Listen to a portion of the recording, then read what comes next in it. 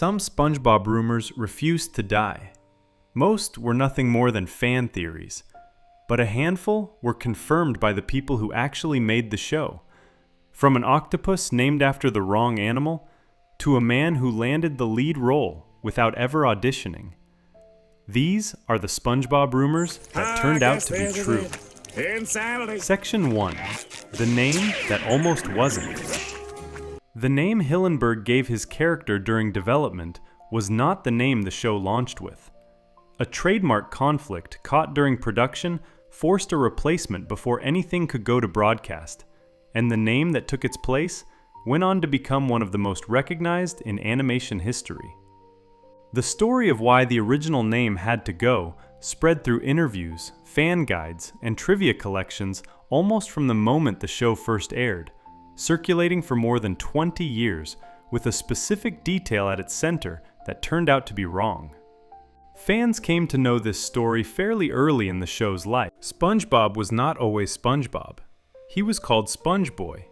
The show itself was called SpongeBoy Ahoy. SpongeBoy had to go because someone else had already registered the name commercially, and so the show's creators had to find something different before anything could go to broadcast. For most of the people who followed this piece of cartoon history, the someone else was a cleaning company, specifically a brand of mops. That explanation spread through trivia books, interview transcripts, fan guides, and official reference materials for more than 20 years. And while the heart of the story is real, SpongeBoy really was unavailable, and the name really did have to change, the mop that was said to sit at the center of it turned out to be a detail that nobody could actually verify, because it appears it was never real. Understanding how this happened requires going back further than most accounts of the show's origin tend to go. Stephen Hillenburg grew up in Oklahoma and later Colorado, far from any coastline. His interest in marine life was not born from proximity to the ocean. It was something more internal, a curiosity about underwater ecosystems that he carried through childhood and into his formal education. He studied natural resource planning with an emphasis on marine resources at Humboldt State University in Northern California, graduating in 1984. His training was scientific, but drawing had always been part of his life. He was one of those people who held two distinct passions that ran alongside each other for years without fully meeting: marine biology on one side, and animation and visual storytelling on the other. For a long time, both were active and neither was quite in the service of the other. After graduating, Hillenburg joined the Ocean Institute in Dana Point, California, an organization dedicated to educating the public about marine science and maritime history. He worked there for several years as a marine science educator. He led whale-watching programs off the Southern California coast, taught visiting students about tidal ecosystems, and spent long stretches in the kinds of coastal environments that would eventually become the visual language of Bikini Bottom. What stood out about his teaching was not just the scientific knowledge behind it, but the genuine care he brought to making the ocean feel accessible. He wanted people who had never looked closely at the sea to actually see it, to find it worth paying attention to. That quality of enthusiasm for the subject came through in everything he did at the Institute. During those years, Hillenburg created a small educational comic book to use in his lessons. He called it the Intertidal Zone. The comic was designed to teach visitors about the plant and animal life of Southern California's coastal tide pools, translating marine biology into something a child could read with real interest. Hillenburg populated it with anthropomorphic sea creatures, each based on an actual species and given a personality that reflected something true about how that animal lives in the natural world. Rocky the Shrimp served as one of the comic's hosts. The other was Bob the Sponge, a character who would take another decade to fully become what audiences eventually knew. Bob looked almost nothing like the cartoon on television. He was round and organic, shaped like a real sea sponge rather than a kitchen cleaning product, without hard rectangular edges. He wore sunglasses. He had the kind of relaxed coastal quality that comes from living near water for a long time. Hillenburg hand-drew the whole thing, had it photocopied, and used it strictly as a classroom tool. He sent it to publishers at various points and found no interest anywhere. None of that was the end of Bob the Sponge. It was the start of something much longer. In 1987, Hillenburg enrolled in the experimental animation program at the California Institute of the Arts in Valencia, California, one of the most rigorous animation training programs in the world. His time at Cal Arts was where the two sides of his working life, the scientific and the artistic, began to move toward each other in a serious way. He graduated with a master's degree in fine arts in 1992. After Cal Arts, he joined the crew of Rocko's Modern Life at Nickelodeon, working as a director and storyboard artist. Rocko's Modern Life was an absurdist comedy with a dense, layered visual sense of humor, and working on it taught Hillenburg the practical rhythms of television animation production. How to build a character's world around a consistent emotional core, how to pace a story inside 11 minutes, and how to write jokes that rewarded close attention without losing the audience who was only half watching. It was also where he first worked alongside Tom Kenny, a fact that would matter later. When Rocko's Modern Life ended in 1996, Hillenburg had everything he needed to start building something of his own.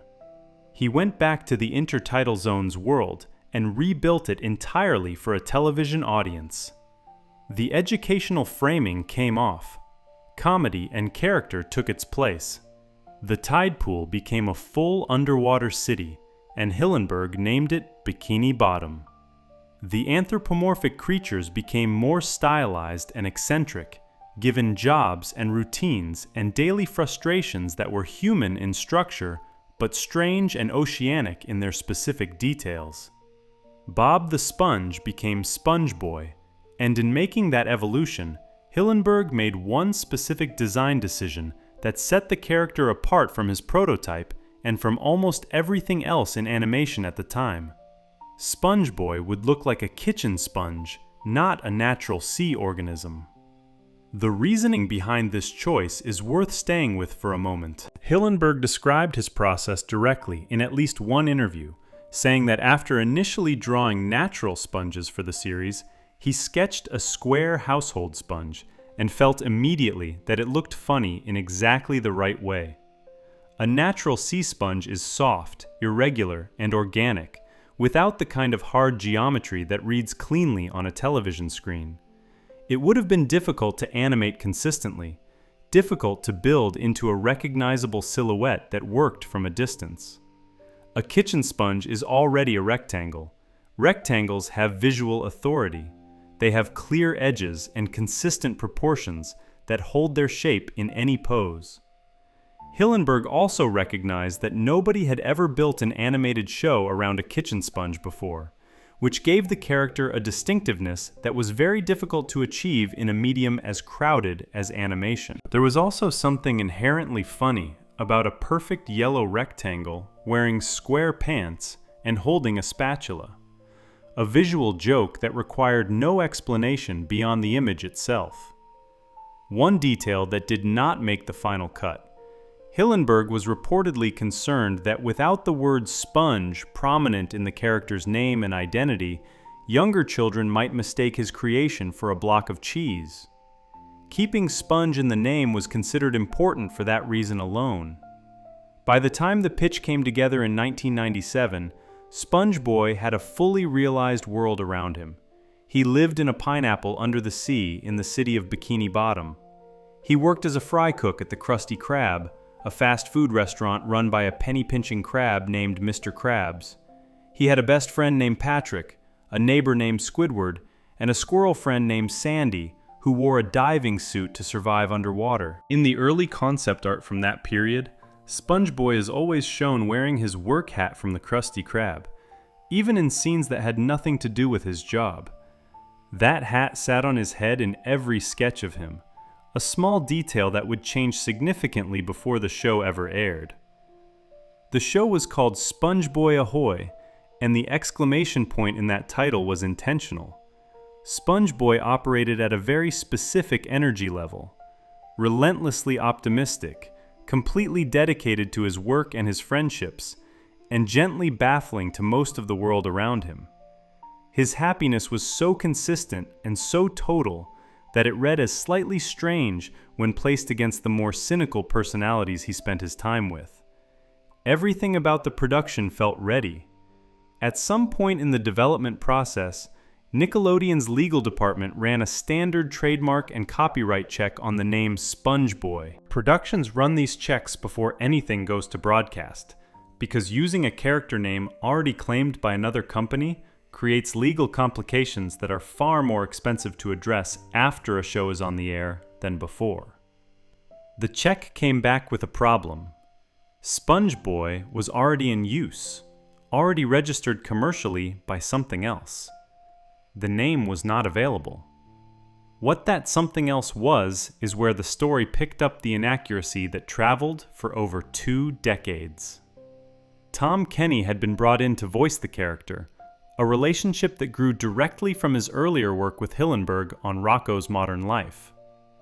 In interviews and public appearances over the years, Kenny told the name change story and placed a mop company at the center of the conflict. He described SpongeBoy as the name of a mop or something along those lines, phrasing that had some natural hedging in it but that got smoothed over in the retelling. Kenny was almost certainly not inventing anything. He was passing along what he had heard during production, some condensed explanation of the legal situation that had been shared when the conflict was resolved and everyone moved on to finishing the show. Naming a sponge-based cleaning product SpongeBoy would be completely natural. The explanation made immediate sense. Kenny was a credible and close source, and the mop became the accepted story. Nobody challenged it seriously for a long time.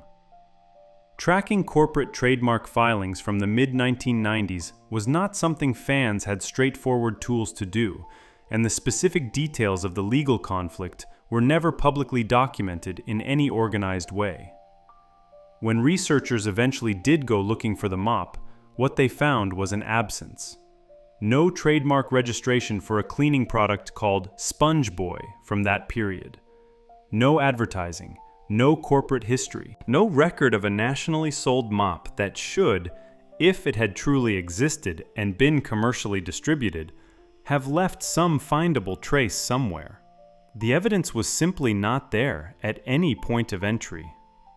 In September 2022, a content creator named Kid Leaves Stoop published a detailed investigation into the name change, working through trademark databases and historical records to build a case that the conflict most likely involved an art-themed pencil product that had already registered SpongeBoy.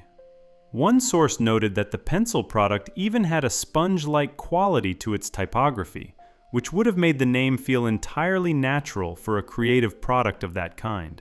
That explanation accounts for why no cleaning product has ever surfaced, and it fits the kind of specialty trademark registration that would have been legally effective without being widely visible to anyone searching casually.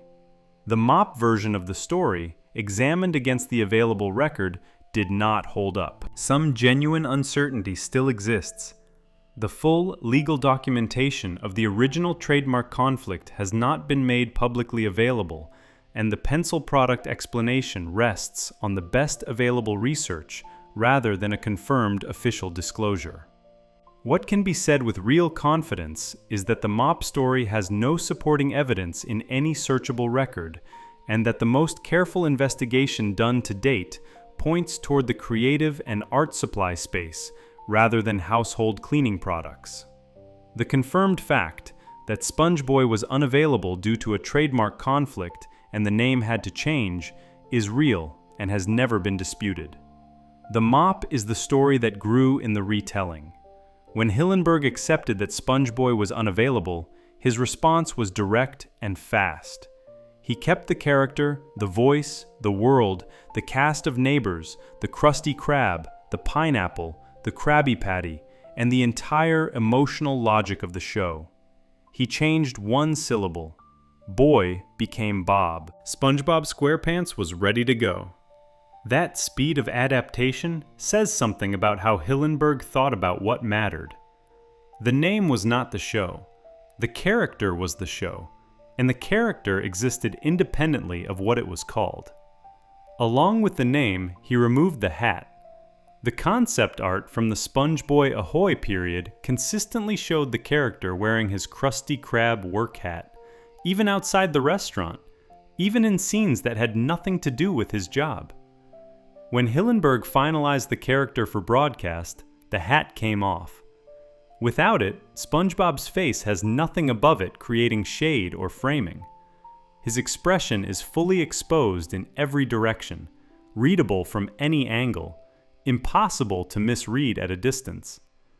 That design choice feeds directly into who SpongeBob is. Someone with nothing to hide, incapable of irony, completely open and transparent in his emotions and intentions at all times. Removing the hat made him more himself. Bob, as a name, carries a particular quiet quality in American culture. Plain, slightly dated, faintly funny without any effort. Given to a sponge wearing square pants and an underwater pineapple, that quality amplifies into something difficult to fully analyze, but very easy to feel. SpongeBob SquarePants, as a complete name, has 5 syllables that move at a cadence almost like a chant. SpongeBoy Ahoy had charm and energy. SpongeBob SquarePants had something more durable than either. It sounded, almost immediately, like a name that had always existed. SpongeBoy as a name did not completely disappear once the show launched. Writers and producers brought it back across the series in small, deliberate moments. In one holiday-themed episode, Mr. Krabs addresses SpongeBob with the phrase that translates roughly to, "Sponge Boy, me, Bob," a direct nod to the character's origin. Background details in various later episodes include glimpses of early SpongeBoy sketches. In the 2020 feature film, a sticky note bearing an early SpongeBoy drawing appears during a sequence dedicated to Hillenburg's memory. These were not accidents. The people making the show knew the history of the character and chose to honor it quietly, in moments tucked inside the larger work for the fans paying closest attention. For over 20 years, the confirmed core of this story and its inaccurate central detail traveled together without anyone separating them. SpongeBoy became SpongeBob because of a trademark conflict, which is true. The mop that supposedly caused that conflict appears never to have existed.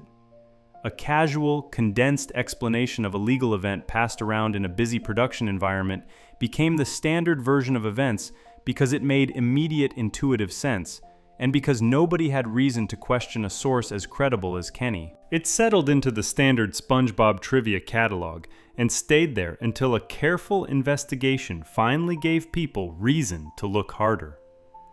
What the corrected version of the story leaves entirely intact is the most interesting part. Hillenburg built something, faced a real legal obstacle with the production nearly complete, adapted in a matter of days, and arrived at a name that billions of people have since said, sung, and laughed at without thinking twice. SpongeBob SquarePants exists because someone in the art supply space registered a name first. The name that sounds like it could not have been anything else was chosen under constraint, almost by accident, from a very short list of alternatives. It turned out to be exactly right. Before we move on, if you're enjoying this analysis, please consider subscribing. It helps the channel tremendously. SpongeBoy became SpongeBob because of a trademark conflict that was misremembered almost from the start, and the accurate version of that story only began to surface more than 20 years later. Coming up, the show's most recognizable neighbor spent decades being identified as the wrong species by fans and critics alike. And what the creator himself confirmed about him is more specific than most people realize. Section 2. Squidward is not a squid. Squidward Quincy Tentacles lives next to SpongeBob, works at the Krusty Krab, plays the clarinet badly, and has been one of the most recognizable characters in animation for over 25 years. His name is the first and most obvious thing about him. Say it out loud and the species seems to answer itself. Squidward. He is a squid. That is what the name says. That is what most people who watched the show assumed without giving it a second thought, and it is what many people still assume today. The problem is that it is wrong. Squidward Tentacles is an octopus. He has always been an octopus. Hillenburg designed him as an octopus, confirmed him as an octopus, and built that fact into the show itself across dozens of episodes. The rumor that circulated for years in fan communities, the one that claimed Squidward was actually a different species than his name suggested, turned out to be completely accurate. Plenty of viewers noticed something was off fairly early. The physical anatomy of the character did not quite match what a squid looks like in real life. Squids have triangular, pointed bodies with elongated mantles that taper toward the back. Squidward has nothing like that. His head is large and round and dramatically bulbous, dominating his entire silhouette. His body beneath it is slim and relatively small compared to the dome above. Anyone who had seen an actual squid and then looked closely at Squidward would notice the shapes did not match. Some fans flagged this. Others pointed to the tentacle count, which added another layer of confusion. Squids have 10 limbs. Octopuses have 8. Squidward has 6. That number does not match either cephalopod category, which made the species question feel genuinely strange to the people who asked it. Hillenburg's background made this choice completely deliberate. He spent years as a marine science educator before he ever worked in animation. He studied real sea life in tidal pools and coastal waters along the Southern California coast. He knew what a squid looked like, and he knew what an octopus looked like. And the difference between those two animals was not information that had to be looked up. When Hillenburg designed Squidward, he was making a specific, informed decision about which cephalopod body type would serve the character he had in mind. He chose octopus, and he chose it for a reason that had everything to do with who Squidward is as a personality. Designing Squidward, Hillenburg worked from a principle that connected physical appearance directly to inner life. Octopuses, he explained in a promotional feature included on the DVD for the SpongeBob SquarePants movie, have an enormous, round, bulbous head. That head, in Hillenburg's reading of the character, was exactly what Squidward needed. Squidward thinks of himself as an intellectual. He believes he is more perceptive than the creatures around him, more refined, more sophisticated, more deserving of a better life than the one he has. Hillenburg felt that a character with that level of self-regard would naturally have a large, bulbous head to match his opinion of his own mind. The octopus gave him that silhouette. A squid head, pointed and tapered, and built for speed rather than brooding, would not have produced the same effect. The shape of an octopus head and the personality of Squidward Tentacles were designed to match each other at the level of visual logic. Real squids look very different from what most people imagine when they picture them casually. A squid's mantle, the main body section, is elongated and finned, shaped somewhat like a torpedo. Squids are built for movement. They are fast water creatures, built for open ocean swimming rather than settled bottom dwelling. Their heads are compact relative to their mantles, and 2 longer tentacles extend beyond their 8 arms, giving them a total of 10 limbs. Real octopuses are a different shape entirely. They are rounder, softer, more billowing. The head is the dominant feature, large and dome-like, and the 8 arms extend from directly beneath it. Octopuses tend to be slower, more deliberate creatures, associated with intelligence among cephalopods, known for problem-solving behavior in real marine research. Hillenburg, who was well aware of all of this, chose the creature that read as thoughtful and self-serious over the one that read as sleek and fast. Squidward's personality had to be in the octopus, not the squid. 6 tentacles rather than 8 was a separate decision with a simpler explanation. Hillenburg originally designed the character with 8 tentacles, which would have been the anatomically correct number for an octopus. The animators found that 8 was too many. Squidward moves constantly throughout each episode, and animating 8 limbs consistently while keeping the character fluid and readable proved to be more work than the design could justify. 6 tentacles allowed the same essential visual structure without the additional labor. Hillenburg confirmed this directly, saying that drawing 6 legs rather than 8 was simply easier for animation purposes. So the decision to give Squidward 6 tentacles was practical, not scientific, and it was made fully knowing that it moved the character even further from any real cephalopod. 2 tentacles were removed for the sake of the animators. Roger Bumpus, who voiced Squidward from the show's first episode and who performed the character for decades, acknowledged the species situation in his own comments included on the same movie DVD. He reflected on the name Squidward and what the character actually was, noting with some genuine bemusement that Squidward is an octopus, not a squid, and that he had never entirely understood the name given what the character actually looked like. He offered the simplest available explanation. The alternative name, Octoword, just did not work. Octoword sounds wrong in a way that is almost immediately obvious. It has the wrong rhythm. It does not have the brisk, slightly absurd quality that Squidward does. Squidward sounds like a name. Octoword sounds like a mistake. The character was built from the octopus body type, but named after a different animal, because the octopus-derived name could not carry the character the way the squid-derived one could. As for why this matters as a confirmed rumor, the claim that Squidward was actually an octopus and not a squid circulated in fan communities for years before any official confirmation arrived. People would point to the head shape, point to the tentacle count, point to Hillenburg's marine biology background, and suggest that the mismatch between the name and the design was not an accident.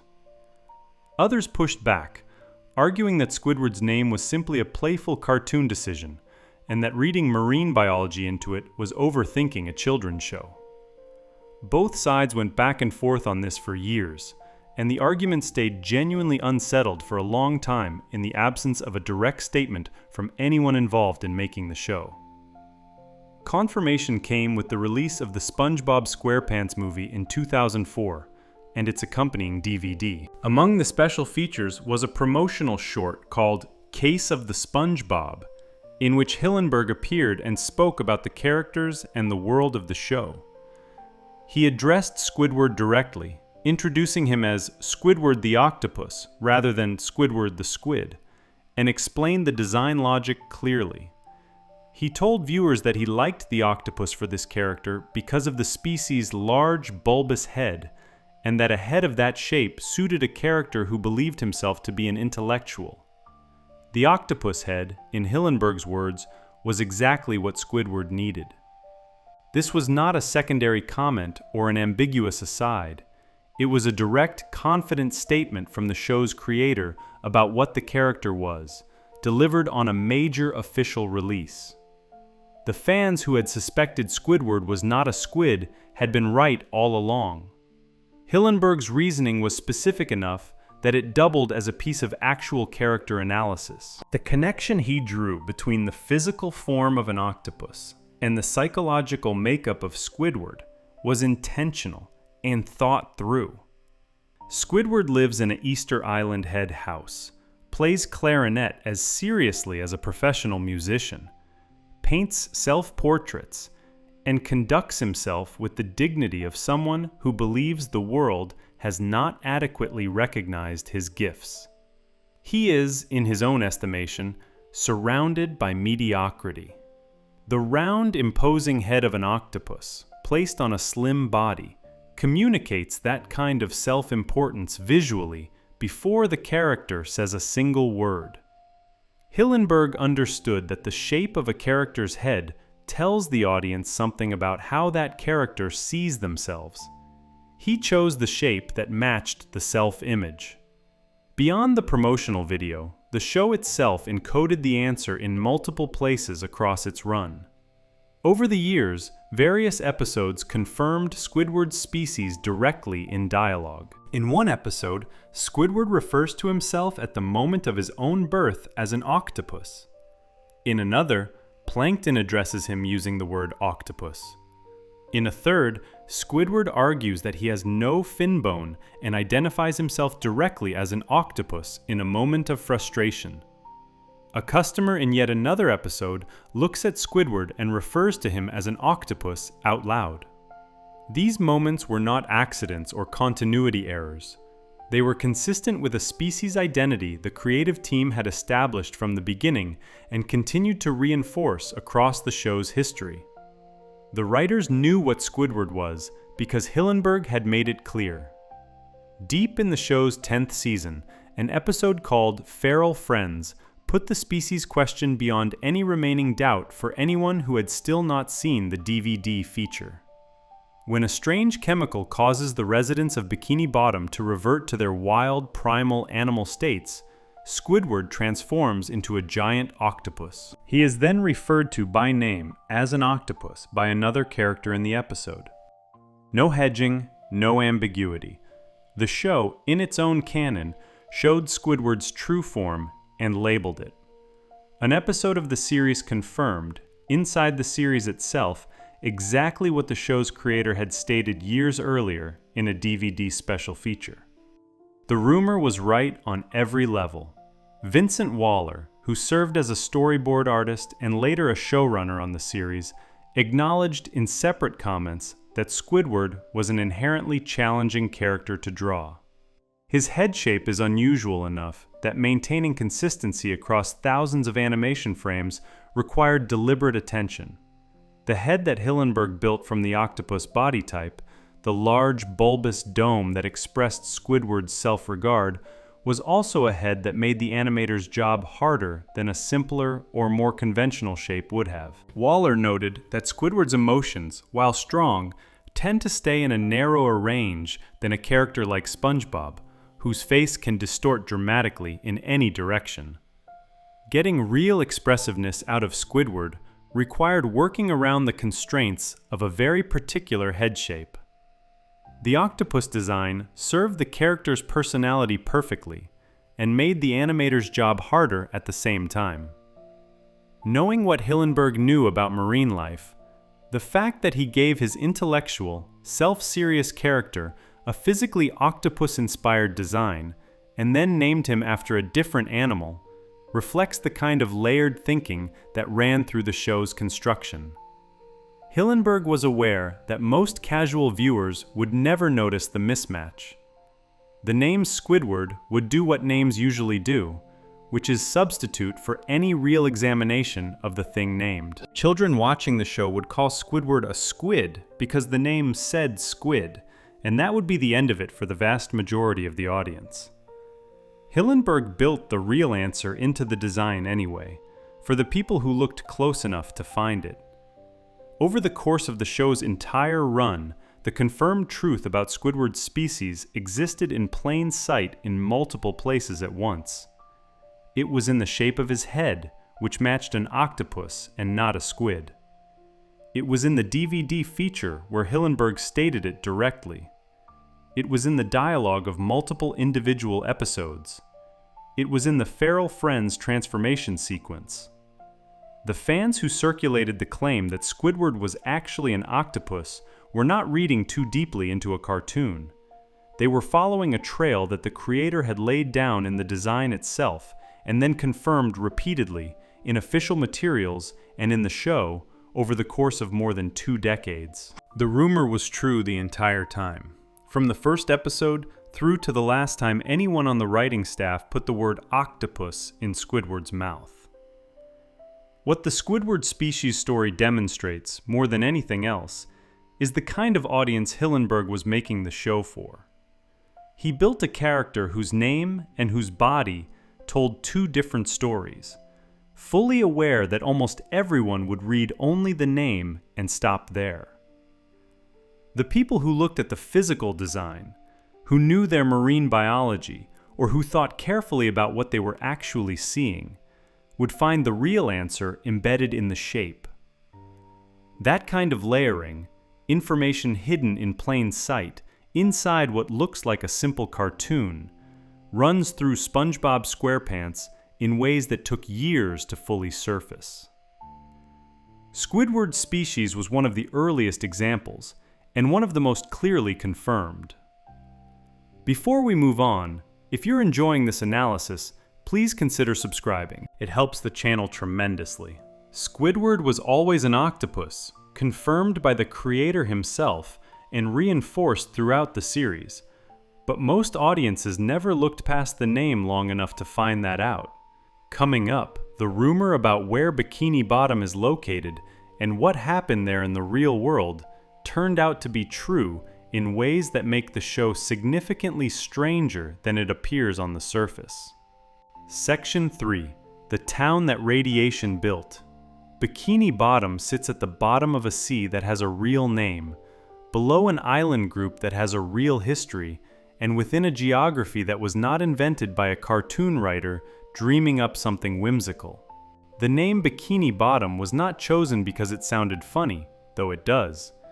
It was not chosen because swimwear branding had cultural resonance in the late 1990s, though that connection gets made frequently. The name came from a real place that experienced something real and catastrophic, and the connection between that history and the animated world above it was not accidental. Fans suspected this connection for years. They were right, and the confirmation, when it finally came, arrived from a writer who had been in the room from the beginning. Bikini Atoll is a real location in the Pacific Ocean, situated within the Marshall Islands chain roughly midway between Hawaii and the coast of Australia.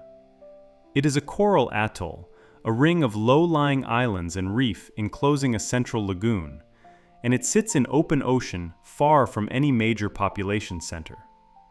The water around it is warm and clear, and in the photographs taken before 1946, visually striking in the way that remote tropical Pacific locations tend to be. The people who lived on Bikini Atoll were Marshallese, members of a community that had inhabited the islands for generations and whose lives were organized around the sea, the reef, and the coconut palms that grew on the narrow strips of land above the waterline. In 1946, United States government representatives arrived and asked the residents to leave their ancestral home temporarily, explaining that the atoll was needed for a series of weapons tests being conducted in the interest of science and humanity. The Bikinians agreed.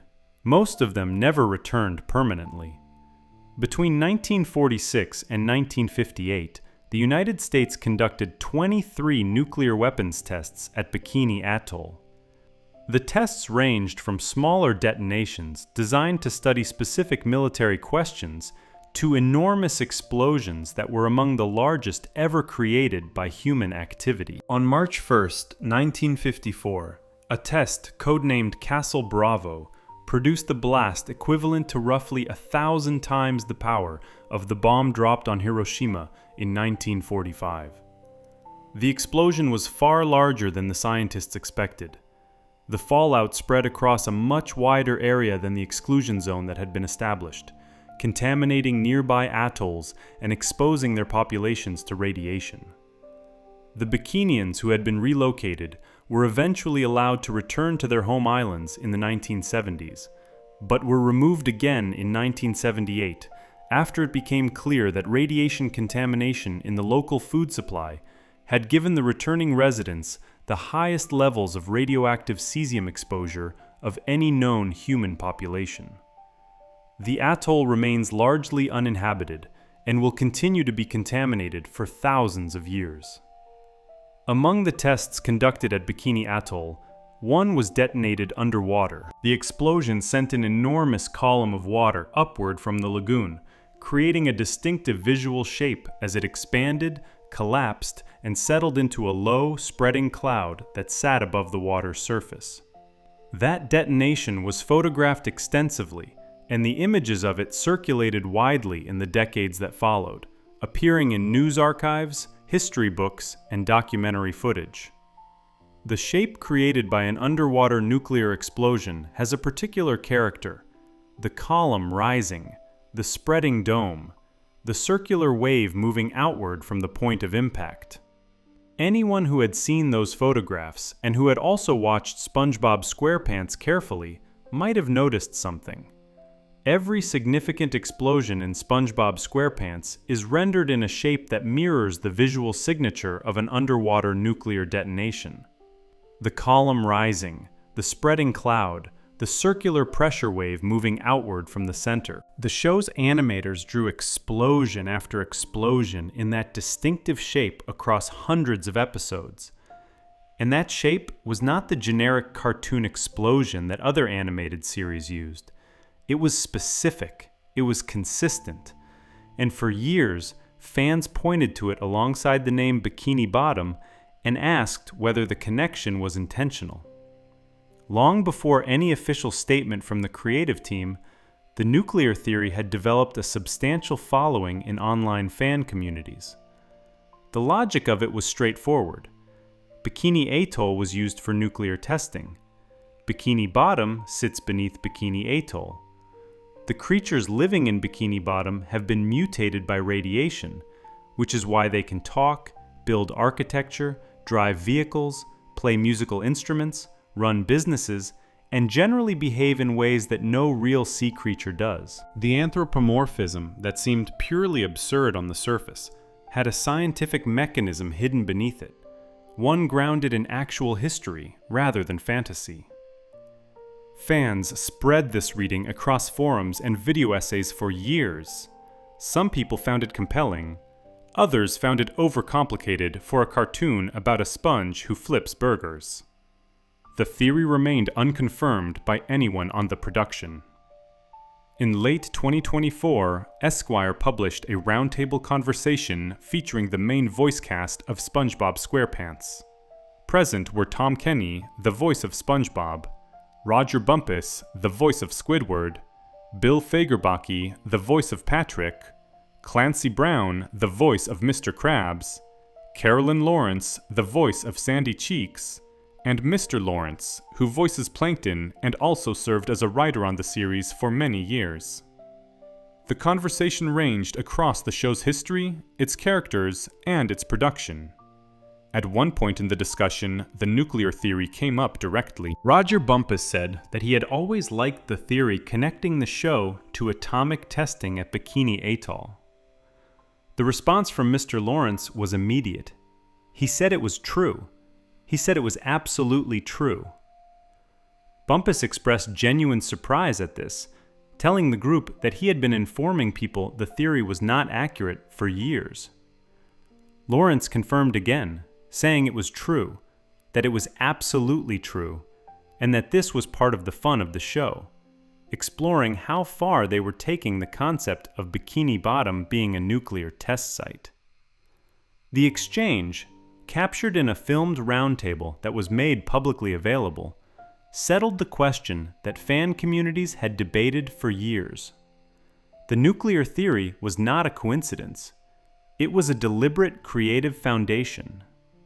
Lawrence's confirmation carried particular weight because of his dual role on the show. He was not simply a voice actor who happened to know production trivia. He was also a writer, someone who sat in the writer's room and contributed to the conceptual framework of the series. His statement that the show was exploring the nuclear testing premise as a creative concept was not a retrospective reading from someone outside the process. It came from someone who helped construct the show.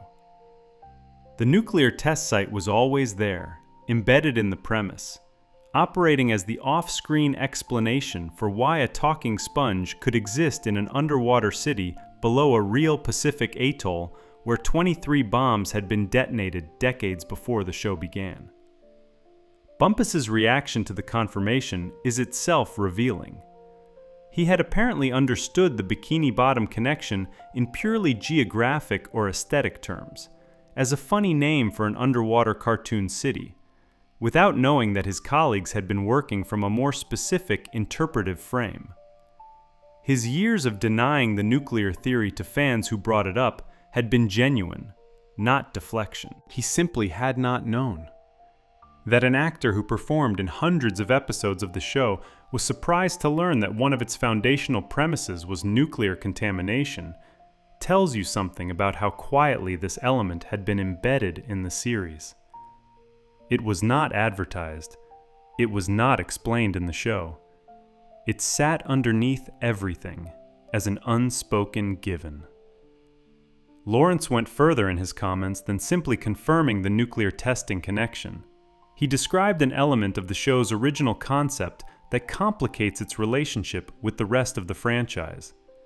According to Lawrence, part of the original plan for Bikini Bottom's world was that the human world above the ocean would not simply be absent from the show's frame, but would be destroyed, or, in a post-apocalyptic state, the result of the same violence that had mutated the sea life below into the anthropomorphic creatures of Bikini Bottom. In this original conception, the lack of human civilization visible from Bikini Bottom would have had a specific reason. Civilization was gone. The nuclear tests had done more than mutate the local sea life. They had ended something above the surface. Humans appear throughout SpongeBob SquarePants, which means the post-apocalyptic element described by Lawrence was either abandoned or exists in an inconsistent relationship with the show as it actually aired. Characters like David Hasselhoff appear in the first film. Patchy the Pirate, played by Tom Kenny in live-action segments, appears across multiple episodes. Fishermen, tourists, and unseen people drop objects into the ocean from boats in various episodes. The world above the water is clearly still populated. Whether the original nuclear concept was partially executed and partially discarded, or whether it exists as a kind of background logic that the show never explicitly committed to, is not entirely clear from Lawrence's statement. What is clear is that the nuclear testing connection was real, was deliberate, and was part of the show's conceptual DNA from the beginning. Sandy Cheeks adds an additional layer to the nuclear theory that fans had also developed over the years, and that Lawrence's confirmation does not directly address, but does not contradict. Sandy is a squirrel from Texas who lives underwater in an air dome suit. Her existence in Bikini Bottom has always required a somewhat elaborate in-universe explanation.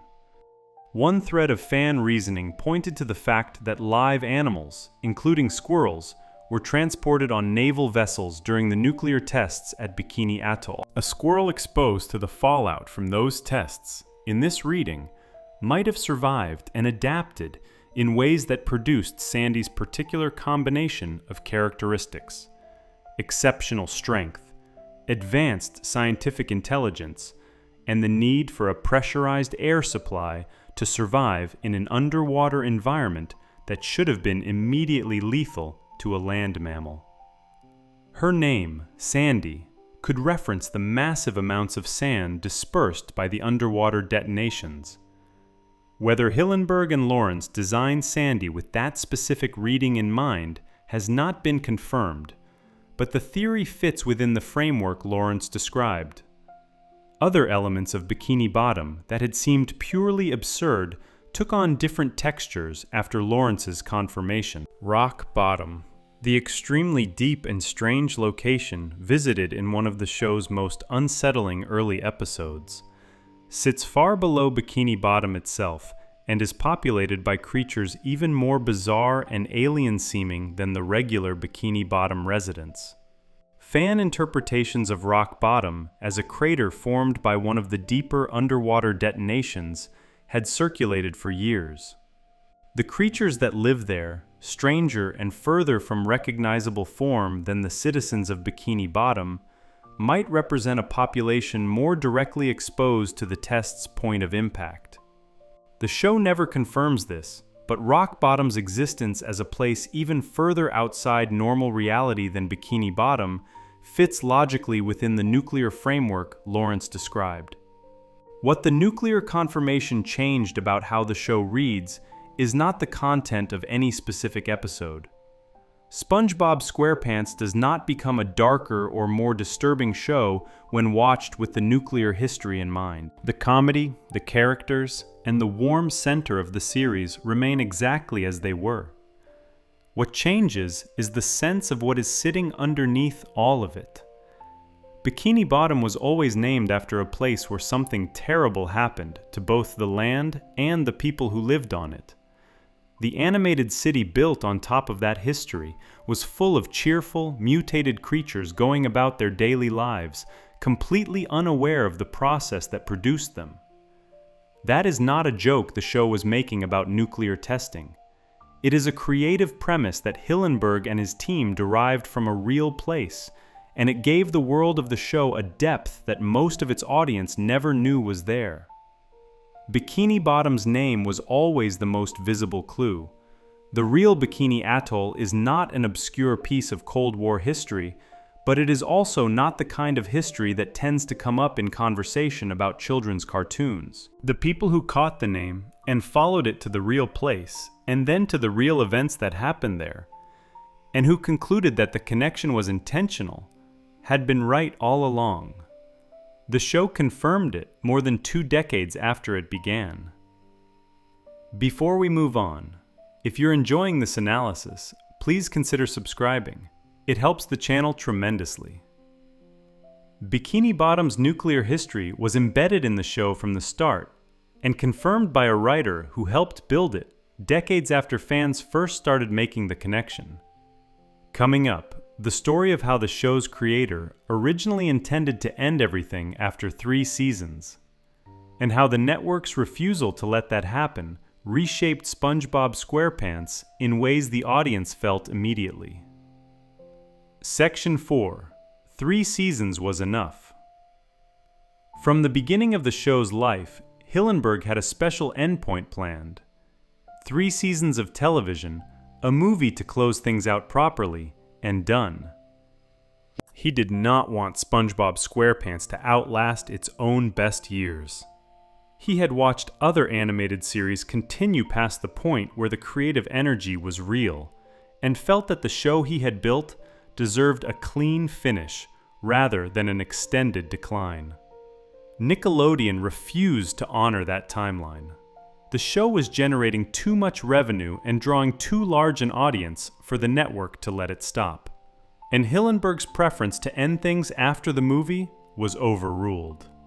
He resigned as showrunner rather than continue making something he believed should have already closed. What the audience experienced starting in season 4 was the direct result of that decision. People who had been watching from the start developed a clear theory. Something happened behind the scenes when the first SpongeBob movie came out. The original team had changed. The person who created the show was no longer running it, and whatever that person had understood about the characters and the world they lived in, the new team had not fully inherited it. This theory spread widely. It was debated, refined, and circulated in forums and video essays for years. And it turned out to be correct in almost every detail. Originally, Hillenburg had planned for SpongeBob SquarePants to run for 3 seasons and end. That was the complete picture in his mind from a fairly early stage in the show's life. 3 seasons of television, a movie to close things out properly, and then done. He wanted the show to stop before it stopped being good. He had watched other series outlast their own best years, and felt strongly that the same thing should not happen to the characters he had built. 3 seasons felt like the right amount to him, Enough to fully develop what the show was, enough to tell the stories he wanted to tell, and not so much that the creative well would run dry and the team would be grinding out episodes to fill a schedule rather than making something they genuinely believed in. Production on the show halted in 2002 after Season 3 was finished. Hillenburg and the production team put the series on pause to focus on making the first SpongeBob SquarePants movie. This was documented publicly at the time.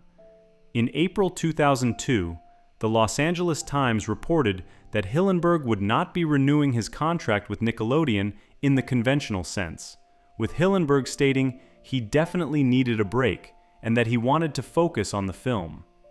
Nickelodeon responded that the show would go on a hiatus for a while.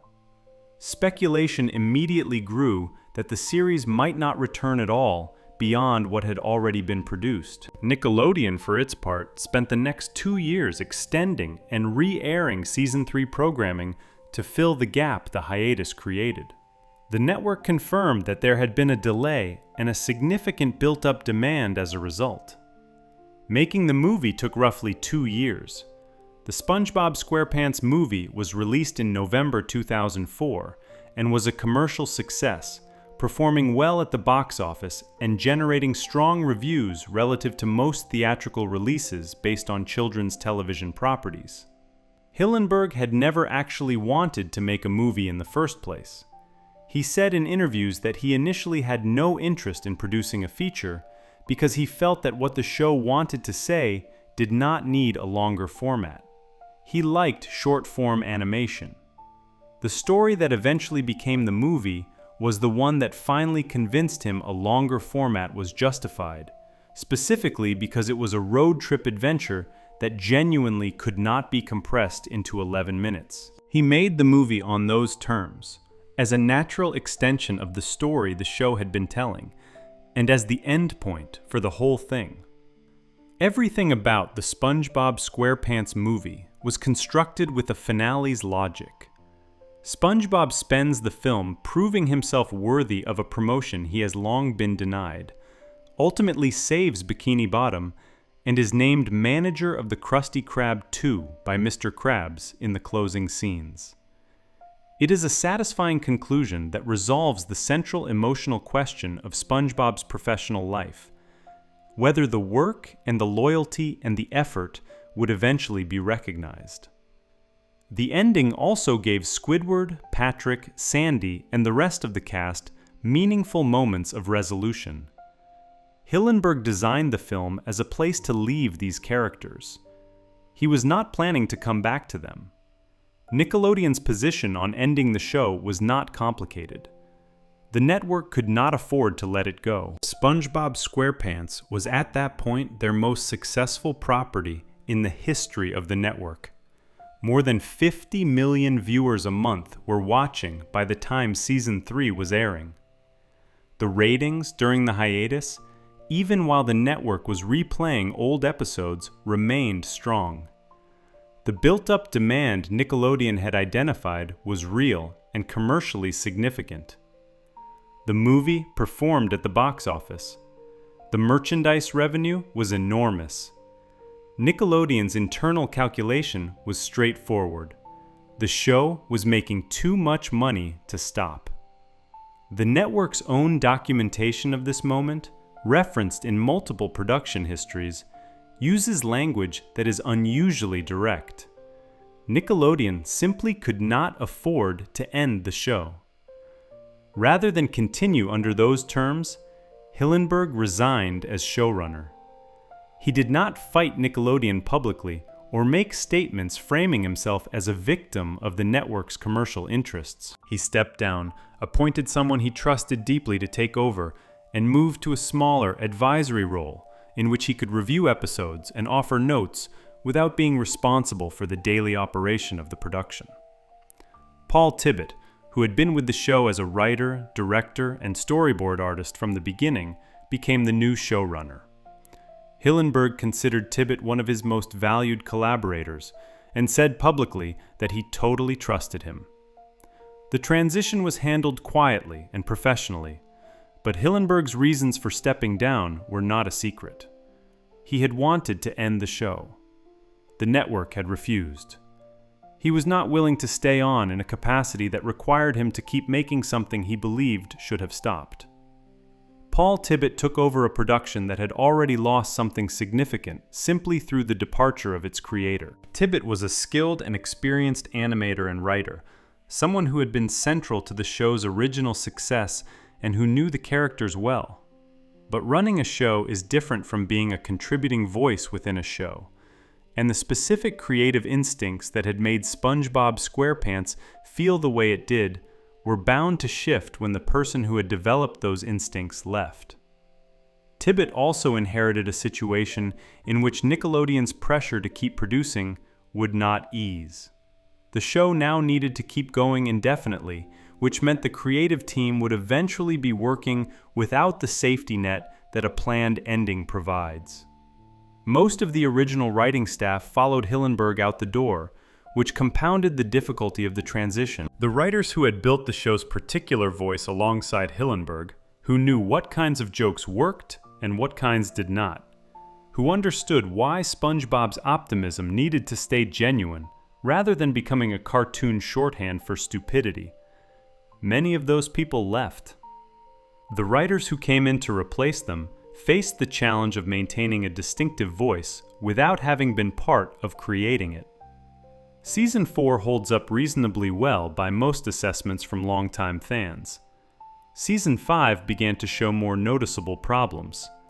Season 6 marked the deepest point of the decline, with the characters feeling most distorted from their original selves, and the humor most reliant on the kind of easy physical comedy and gross-out content that the first 3 seasons had generally used sparingly. SpongeBob himself was the most visible place where the change registered. In the first 3 seasons, SpongeBob's defining quality was not stupidity, but innocence. He was not unintelligent. He was genuinely optimistic and genuinely committed, someone who lived fully in his own version of the world, and never quite understood why the people around him were not as happy as he was. That is a specific and delicate characterization. In the post-movie seasons, SpongeBob drifted toward something more broadly dim, more conventionally childlike, less the particular character Hillenburg had built, and more a generic cartoon protagonist that filled a similar slot. The distinction was something audiences felt without necessarily being able to articulate it. Hillenburg offered a specific framing for the situation that acknowledged the inconsistency without resolving it. He stated in the years following his departure that everything produced after the SpongeBob SquarePants movie should be understood as a prequel to the first 3 seasons and the movie. From his perspective, the canonical SpongeBob story ended with the film. Everything after it was backstory, an explanation of how SpongeBob and his friends arrived at the state they were in when Season 1 began. This framing has a certain internal logic. It explains why the post-movie seasons never reference the events of the film, why SpongeBob is not actually managing the Krusty Krab 2 in subsequent episodes, and why the character seems younger and less developed in later seasons than he was at the peak of his pre-movie arc. Whether anyone was supposed to hold that framework in mind while watching is a separate question, but Hillenburg put it forward sincerely, and it represents his honest interpretation of what the show had become relative to his original intentions. Years into the post-movie era, Hillenburg returned to SpongeBob in a more limited capacity. Around Season 9, which aired from 2012 to 2014, he came back to the show in an executive producer role, and some of the classic-era crew members also returned alongside him. Fans noticed an improvement in that period. The humor felt sharper, the characters felt more like themselves, and the show seemed to be working from a more coherent creative vision than it had in Seasons 6 through 8. Whether to attribute this directly to Hillenburg's return, or to the general freshening of the production team around that same time, is impossible to say with certainty, but the correlation was hard to miss. In October 2015, Tibbitt stepped down as showrunner, and Vincent Waller and Mark Ceccarelli took over, further stabilizing the show's direction in its later years. His ALS diagnosis came in March 2017. Hillenburg announced it publicly, telling Variety at the time that he wanted people to hear the news directly from him. The disease progressively limited his ability to speak and to participate in the production.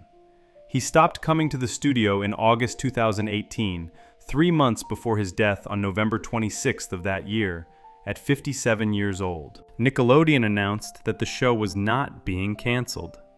SpongeBob SquarePants has continued to produce new episodes and new spin-offs since Hillenburg's death, including properties he had specifically stated he did not want made, a situation that his supporters found difficult to reconcile with the network's language about honoring his legacy.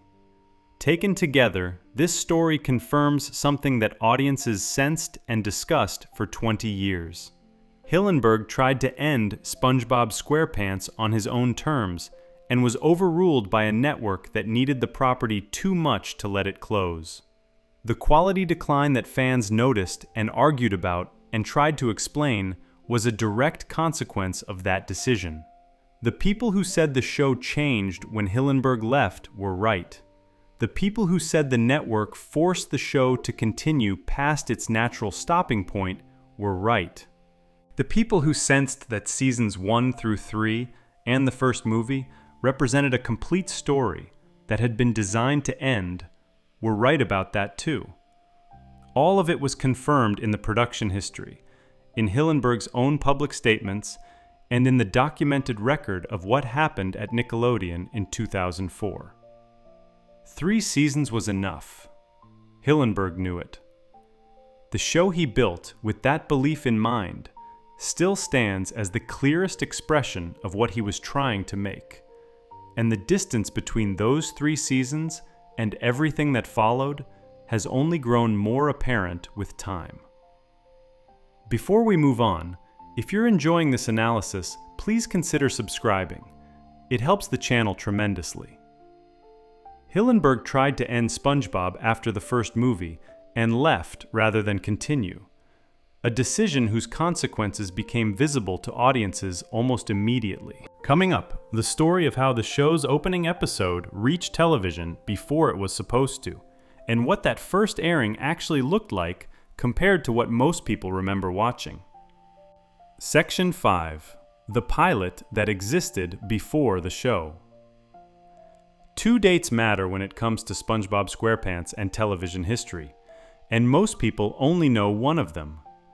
The date most viewers carry is July 17, 1999, which was when the show made its official broadcast premiere on Nickelodeon, running 2 new episodes back-to-back and beginning the regular weekly schedule that would carry it through the following years. That date is accurate and documented. But the show had already been on television by then. It had already reached nearly 7 million viewers. The pilot episode that most people think of as the beginning had aired 2.5 months earlier, and the version that aired had itself been revised from an original that had been sitting completed in a vault since 1997. The story of how the show actually reached television is considerably stranger than the clean premiere date suggests. Committed fans of the show have debated the pilot's complicated history for years. Among the confirmed rumors woven through that history are some of the most interesting in the show's entire record. The story of a pitch meeting that nearly ended before the show began. A creative standoff between Hillenburg and Nickelodeon that came close to killing the project entirely. A music rights dispute that erased the pilot from the definitive Season 1 DVD collection for years. And a broadcast strategy that put the show in front of millions of viewers before anyone officially called it a premiere. All of these things happened. All of them have been confirmed. Rewind to 1997, when Hillenburg and his collaborators brought SpongeBob SquarePants to Nickelodeon for the first time. Derek Dryman, who had joined the project after literally chasing Hillenburg down a hallway at Nickelodeon and begging for a job, described the pitch team's approach as going all out. They had one shot to make Nickelodeon understand what the show was and why it deserved to exist. and they understood that the executive sitting across from them would only get it if they laughed. The pitch had to be an experience rather than a presentation. Going into that pitch room, Hillenburg dressed in a Hawaiian shirt, brought along a miniature terrarium populated with handmade models of the characters, and played Hawaiian music as ambient accompaniment. He described Bikini Bottom as a marine biologist would describe a real ecosystem, walking the executives through each creature, what it was, how it lived, and what made it particular. Then he placed a drawing of SpongeBob into the terrarium. The room reacted. Nickelodeon executive Eric Coleman later described the pitch as pretty amazing. Two other executives, Kevin Kay and Albie Hecht, eventually had to step outside the room because they were too exhausted from laughing to keep composure inside. The production team interpreted this as a bad sign. They stood in the hallway wondering whether the laughter had been polite or confused, or whether the executives were going to come back and say no. Almost none of what happened next followed the expected timeline.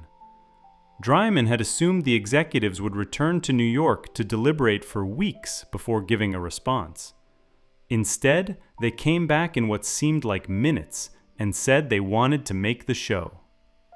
The pilot was greenlit in the room. Hillenburg and the team were given money and 2 weeks to write an episode. Whatever the terrarium and the Hawaiian music and the marine biology presentation had communicated, it had worked faster than anyone in the pitch room had expected. Their one major demand, however, was significant enough that it nearly ended everything before a single frame was animated. Nickelodeon's executives told Hillenburg they would only commission the show under one condition. SpongeBob had to be a child, and the show had to be set in a school. The network believed that children's television performed best when the main character was a young student, someone the audience could identify with through shared experience. SpongeBob, in Hillenburg's conception, was an adult. He had a job, a mortgage on his pineapple, a workplace with coworkers and a boss. He had been an adult since Bob the Sponge in the intertidal zone, and the logic of the character's optimism and commitment was built around the idea of a grown creature who approached daily adult life with the enthusiasm most adults had long lost. Making him a child would change the meaning of everything. Faced with that demand, Hillenburg did not negotiate or soften his position. He was prepared to walk away from the show entirely, rather than turn SpongeBob into a child in a school. The show as Nickelodeon wanted it was not the show he had built, and he would rather abandon the project than make something he no longer believed in. This standoff, confirmed in multiple production accounts, represents one of the most consequential moments in the show's history. Had Nickelodeon held firm, SpongeBob SquarePants as it exists would not exist. Mrs. Puff exists because Hillenburg found a way out of the corner. He proposed a compromise. SpongeBob would remain an adult, but he would attend boating school. Boating school allowed SpongeBob to be a student, to have a teacher, and to cycle through the experience of repeated failure at a specific skill, while keeping everything else about his adult identity intact. He would still have his job at the Krusty Krab. He would still live alone in his own home. He would still be surrounded by adult neighbors and colleagues. He would simply also have this one ongoing school experience, which satisfied Nickelodeon's structural requirement, without turning the character into something Hillenburg had not designed. The network accepted the compromise. Mrs. Puff, the blowfish driving instructor who inflates whenever SpongeBob causes an accident, became one of the show's most beloved recurring characters as a direct result of a standoff that nearly ended the show before it began. Given 2 weeks to write the pilot, Hillenburg, Dryman, and Tim Hill produced the episode that became Help Wanted. The story they wrote was based on an experience from Hillenburg's own Boy Scout years, something about wanting a job and having to prove worthiness before getting it. SpongeBob applies to work at the Krusty Krab, is sent on an impossible errand to acquire a specific spatula, and returns just in time to save the restaurant from a wave of hungry anchovies. The episode established everything essential about the show in 8 minutes. SpongeBob's relationship with Mr. Krabs, Squidward's long-suffering hostility to his neighbor, the Krusty Krab as a setting, the Krabby Patty as a product, and the general comic rhythm of things going improbably wrong and then improbably right. Hillenburg originally had a different idea for the pilot, something involving SpongeBob and Squidward on a road trip, but abandoned it and started fresh with Dryman. That road trip concept was not wasted. It was eventually developed into the later episode Pizza Delivery. Sima Zargami, who served as president of Nickelodeon at the time, said in later interviews that when the executives watched the completed pilot, their immediate reaction was to see it again, both because they liked it and because it was unlike anything they had seen before. The show was commissioned. Voice recording for the pilot was completed in 1997. The pilot itself, in its original 7-minute form, was finished that same year. Completed in 1997, Help Wanted then did something unusual for a television pilot. It waited. The show was not yet ready to air. The rest of the season needed to be produced, the episode needed to be recut into a slightly different format, and the theme song sequence needed to be added in a later production phase. The original 1997 version of the pilot was distributed on an internal Nickelodeon VHS tape called Best of Nicktoons 1998, which was given only to employees at the Nickelodeon Animation Studio. This version had differences from the broadcast version that would eventually reach television, including slightly different title card placement and end credits. The existence of this tape meant that a version of Help Wanted was circulating inside Nickelodeon more than a year before any viewer saw anything. May 1st, 1999 was not the premiere of SpongeBob SquarePants in any official sense, but it was the first time the show reached the television audience. Nickelodeon broadcast Help Wanted that evening as a sneak peek following the 1999 Kids' Choice Awards. The strategy was deliberate. The network wanted to put the pilot in front of the largest possible audience immediately after an event they knew would deliver high viewership. The show reached 6.9 million total viewers that night, including 3.6 million children between the ages of 2 and 11, with a Nielsen rating of 6.3. These were strong numbers for a premiere-style airing, and the reaction was positive enough that anticipation for the official launch built significantly over the following weeks. Months passed between that May sneak peek and the July 17th official premiere, with Bubble Stand and Ripped Pants. Help Wanted aired again during that gap, and the show built an audience before it had technically started. The peculiar result is that the pilot episode that most people think of as the first thing they ever watched was actually a slightly revised version of something that had been produced in 1997, first distributed internally in 1998, broadcast unofficially in May 1999, and then folded into the regular season schedule only after the official premiere had launched the show properly in July. Multiple versions of the same episode, years of production history, and a broadcast strategy that deliberately blurred the line between sneak peek and premiere all contributed to a complicated timeline that most viewers were never aware of. Anyone who bought the SpongeBob SquarePants complete first season DVD when it was released in October 2003 noticed something strange immediately. Help Wanted was missing. The box set contained all 40 other Season 1 episodes, but not the pilot, the episode that should logically have been the first thing on the first disc. No explanation was included in the DVD packaging. Fans speculated. Some assumed there was a content issue with the episode. Some thought the pilot existed in a technically different format that caused production complications.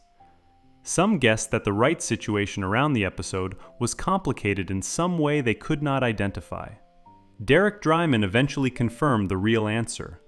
Nickelodeon had simply refused to pay Tiny Tim's estate for the DVD distribution rights to the music used in the episode. Help Wanted features the song "Livin' in the Sunlight, Lovin' in the Moonlight" prominently during one of its most visually striking sequences, when SpongeBob uses a specialized spatula to serve Krabby Patties at high speed to a restaurant full of hungry anchovies.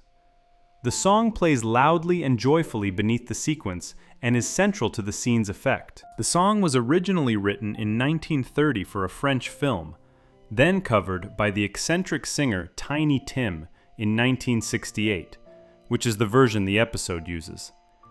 Tiny Tim's estate held the rights to that recording. Television broadcast rights and home video distribution rights are different licensing agreements, and Nickelodeon had cleared the song for broadcast, but not for DVD sale. When the Season 1 DVD was being assembled, the cost of clearing the recording for home video was something the network decided not to pay. Rather than replace the song in the episode or negotiate a deal, Nickelodeon simply omitted the episode from the set entirely. The pilot of SpongeBob SquarePants was absent from the definitive Season 1 collection because of a music licensing decision. Later releases tried to address this in various ways. The episode was eventually included as a bonus feature on the Season 3 DVD, an odd placement for a Season 1 episode that confused fans who encountered it. It appeared on larger compilation sets. On some streaming and digital platforms, the original Tiny Tim recording was replaced with a different song, a stock piece called 12th Street Rag, so that the episode could be distributed without the licensing complication. The replacement worked mechanically, but noticeably changed the mood of the scene for viewers who had grown up watching the original version. Eventually, expanded collection releases and digital platforms made the original version more broadly accessible, but the Tiny Tim absence from the Season 1 DVD persisted across multiple editions and printings. All of these stories, confirmed across production accounts and official statements from the people who made the show, add up to a picture of Help Wanted as one of the most complicated episodes in the show's history, relative to how simple and cheerful it appears to watch. A 2-year gap between completion and broadcast, 2 distinct versions, an internal distribution before any public airing, a sneak peek disguised as a non-premiere, and a licensing dispute that erased it from the place where most viewers would have expected to find it. The fans who noticed these things, who asked why the pilot was missing from the DVD, and who puzzled over the difference between May and July as premiere dates, were all asking reasonable questions with real answers behind them. Before we move on, if you're enjoying this analysis, please consider subscribing. It helps the channel tremendously. The pilot episode's missing DVD slot had a mundane explanation that took years to surface, while the broader story of how the show reached television at all contained a near collapse that most viewers never knew happened. Coming up, the rumor that SpongeBob's voice was not the result of a conventional audition, and the stranger, more accidental story of where it actually came from. Section 6. The Voice That Was Never Meant to Be Found. Without a formal audition, without a casting call, and without any of the standard processes that typically determine who voices a major animated character, Hillenburg selected Tom Kenny to play SpongeBob SquarePants. The role never went to a wider search. Hillenburg had already decided on the voice before Nickelodeon had a chance to run the process the network had prepared for, and when the network pushed back and asked for more options, he refused. The certainty behind that refusal came from something specific, a voice Hillenburg had heard Kenny use years earlier in a casual conversation on a different show, doing an impression of a stranger at an unrelated audition, in a moment that had nothing to do with SpongeBob and that Kenny himself had largely forgotten by the time Hillenburg came looking for it. Assumptions about how voices get chosen also tended to obscure the stranger part of the story, which is where the sound actually originated. The voice of SpongeBob SquarePants was not developed for SpongeBob. It was not developed for animation at all. It came from an encounter at a real-world audition that had nothing to do with cartoons, and from a friendship between two people who happened to be in the same room at the right time. The confirmed account of how the voice moved from that encounter into the ears of a global audience involves a chain of memory, recognition, and creative stubbornness that could plausibly have broken at any of several points and delivered a completely different SpongeBob to the world. Before SpongeBob existed as a show, before Hillenburg had even fully conceived of it as a television project, he and Tom Kenny crossed paths through their work at Nickelodeon. Kenny had come to the network through Rocko's Modern Life, landing voice roles on the show after a Cartoon Network representative saw him doing stand-up comedy in Los Angeles. His primary role on Rocko's was Heifer Wolf, the cheerfully oblivious steer who served as Rocko's best friend. Hillenburg worked on Rocko's as well, serving as creative director during the show's 4th season. The two men worked in the same environment, knew each other professionally, and built the kind of collegial friendship that forms when people are making something together and care about it. They told each other stories. They made each other laugh. Sometime during the Rocko's era, Kenny told Hillenburg a story about an experience at an audition. Kenny had been at a session where actors were trying out for roles in a Christmas advertisement. The job was to be one of Santa Claus's elves. One of the people auditioning had not gotten the role, or had performed with particular frustrated sincerity, or had simply presented himself in a way that Kenny found funny and memorable. Kenny observed this man carefully. The person was trying very hard to do something extremely specific, which was to convince a room of people that he was a credible elf. And the combination of the task's absurdity and the man's genuine commitment to it produced something that Kenny stored in his mind the way comedians often store real-world observations. He did an impression of the man, or of the voice that had caught his attention, while telling Hillenburg the story. That impression was not intended for anything. It was just a voice that came out during a conversation. That remembered impression became the foundation of the most recognizable sound in children's television. Years passed. Hillenburg left Rocko's Modern Life. He developed SpongeBob SquarePants. He built the whole world of Bikini Bottom, designed the characters, developed the comedy rhythm, found the creative team, and sat with the question of who was going to sound like SpongeBob when it was time to record. At some point during this process, he reached back into his memory and pulled out the voice Kenny had done while telling him the elf story. He told Kenny that this was the voice. That was the character. That specific impression from a story told in passing years earlier was what SpongeBob needed to sound like.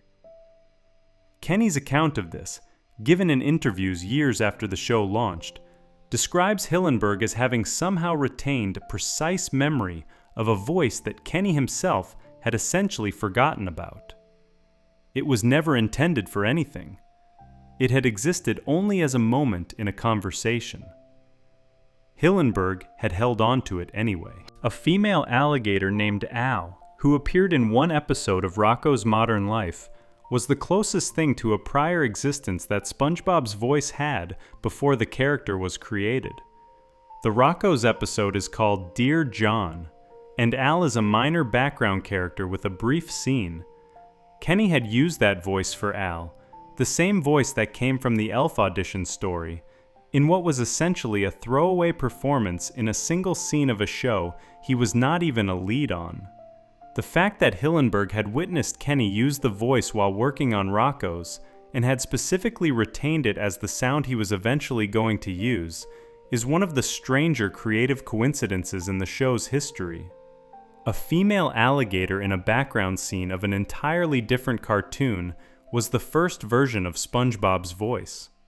Reaching out to Kenny about SpongeBob, Hillenburg explained what he wanted.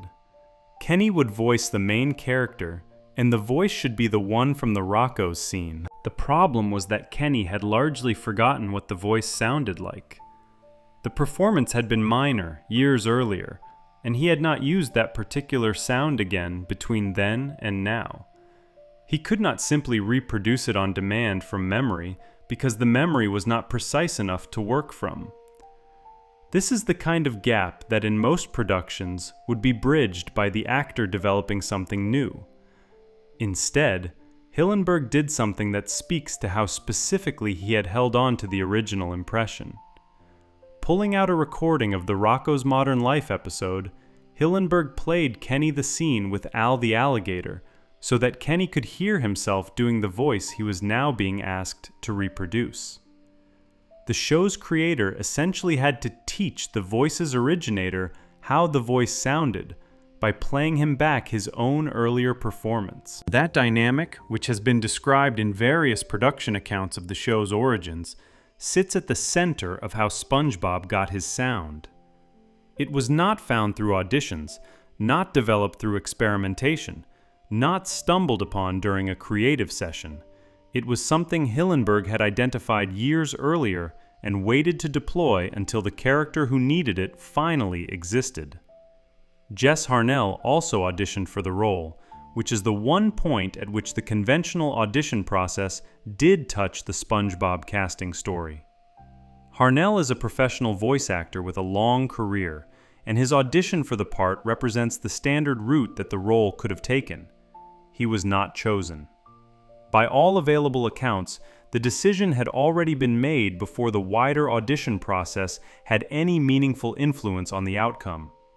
Getting Nickelodeon to accept that decision was the final obstacle. The network had its own expectations about casting, which included the idea that a role this central should go through a proper audition process involving multiple performers. Hillenburg's response was the same kind of decisive refusal he had shown when Nickelodeon wanted SpongeBob to be a child. He told the network that this was the voice, that he did not want to hear anybody else do it, and that the show had already found SpongeBob. He cited the value of having a strong creative vision. One of the advantages of a creator who knows what they want is the ability to say that this is it, and refuse to be moved by institutional pressure to keep looking.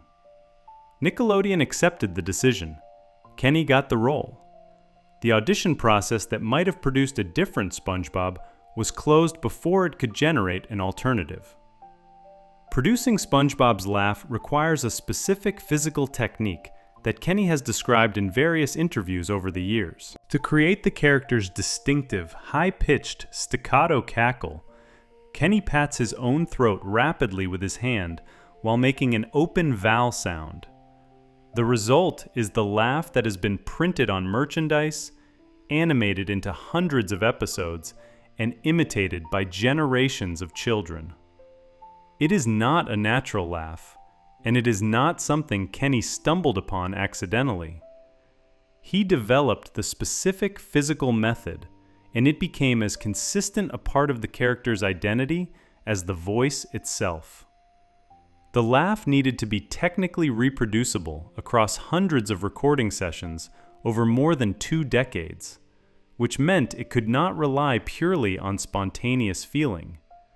Kenny built a mechanism for it. Pee Wee Herman, Jerry Lewis, and Stan Laurel were the primary inspirations Hillenburg and Dryman used when defining SpongeBob's character in the development phase. All three are performers associated with a specific kind of deliberate, committed innocence. Characters who approach the world with complete sincerity, who miss irony entirely, who are funny precisely because they mean everything they say and do without any awareness of how it looks to others. SpongeBob's optimism is in that tradition. His inability to register hostility from Squidward, his genuine joy in his work, his willingness to throw himself completely into any task, regardless of how it appears to the people around him.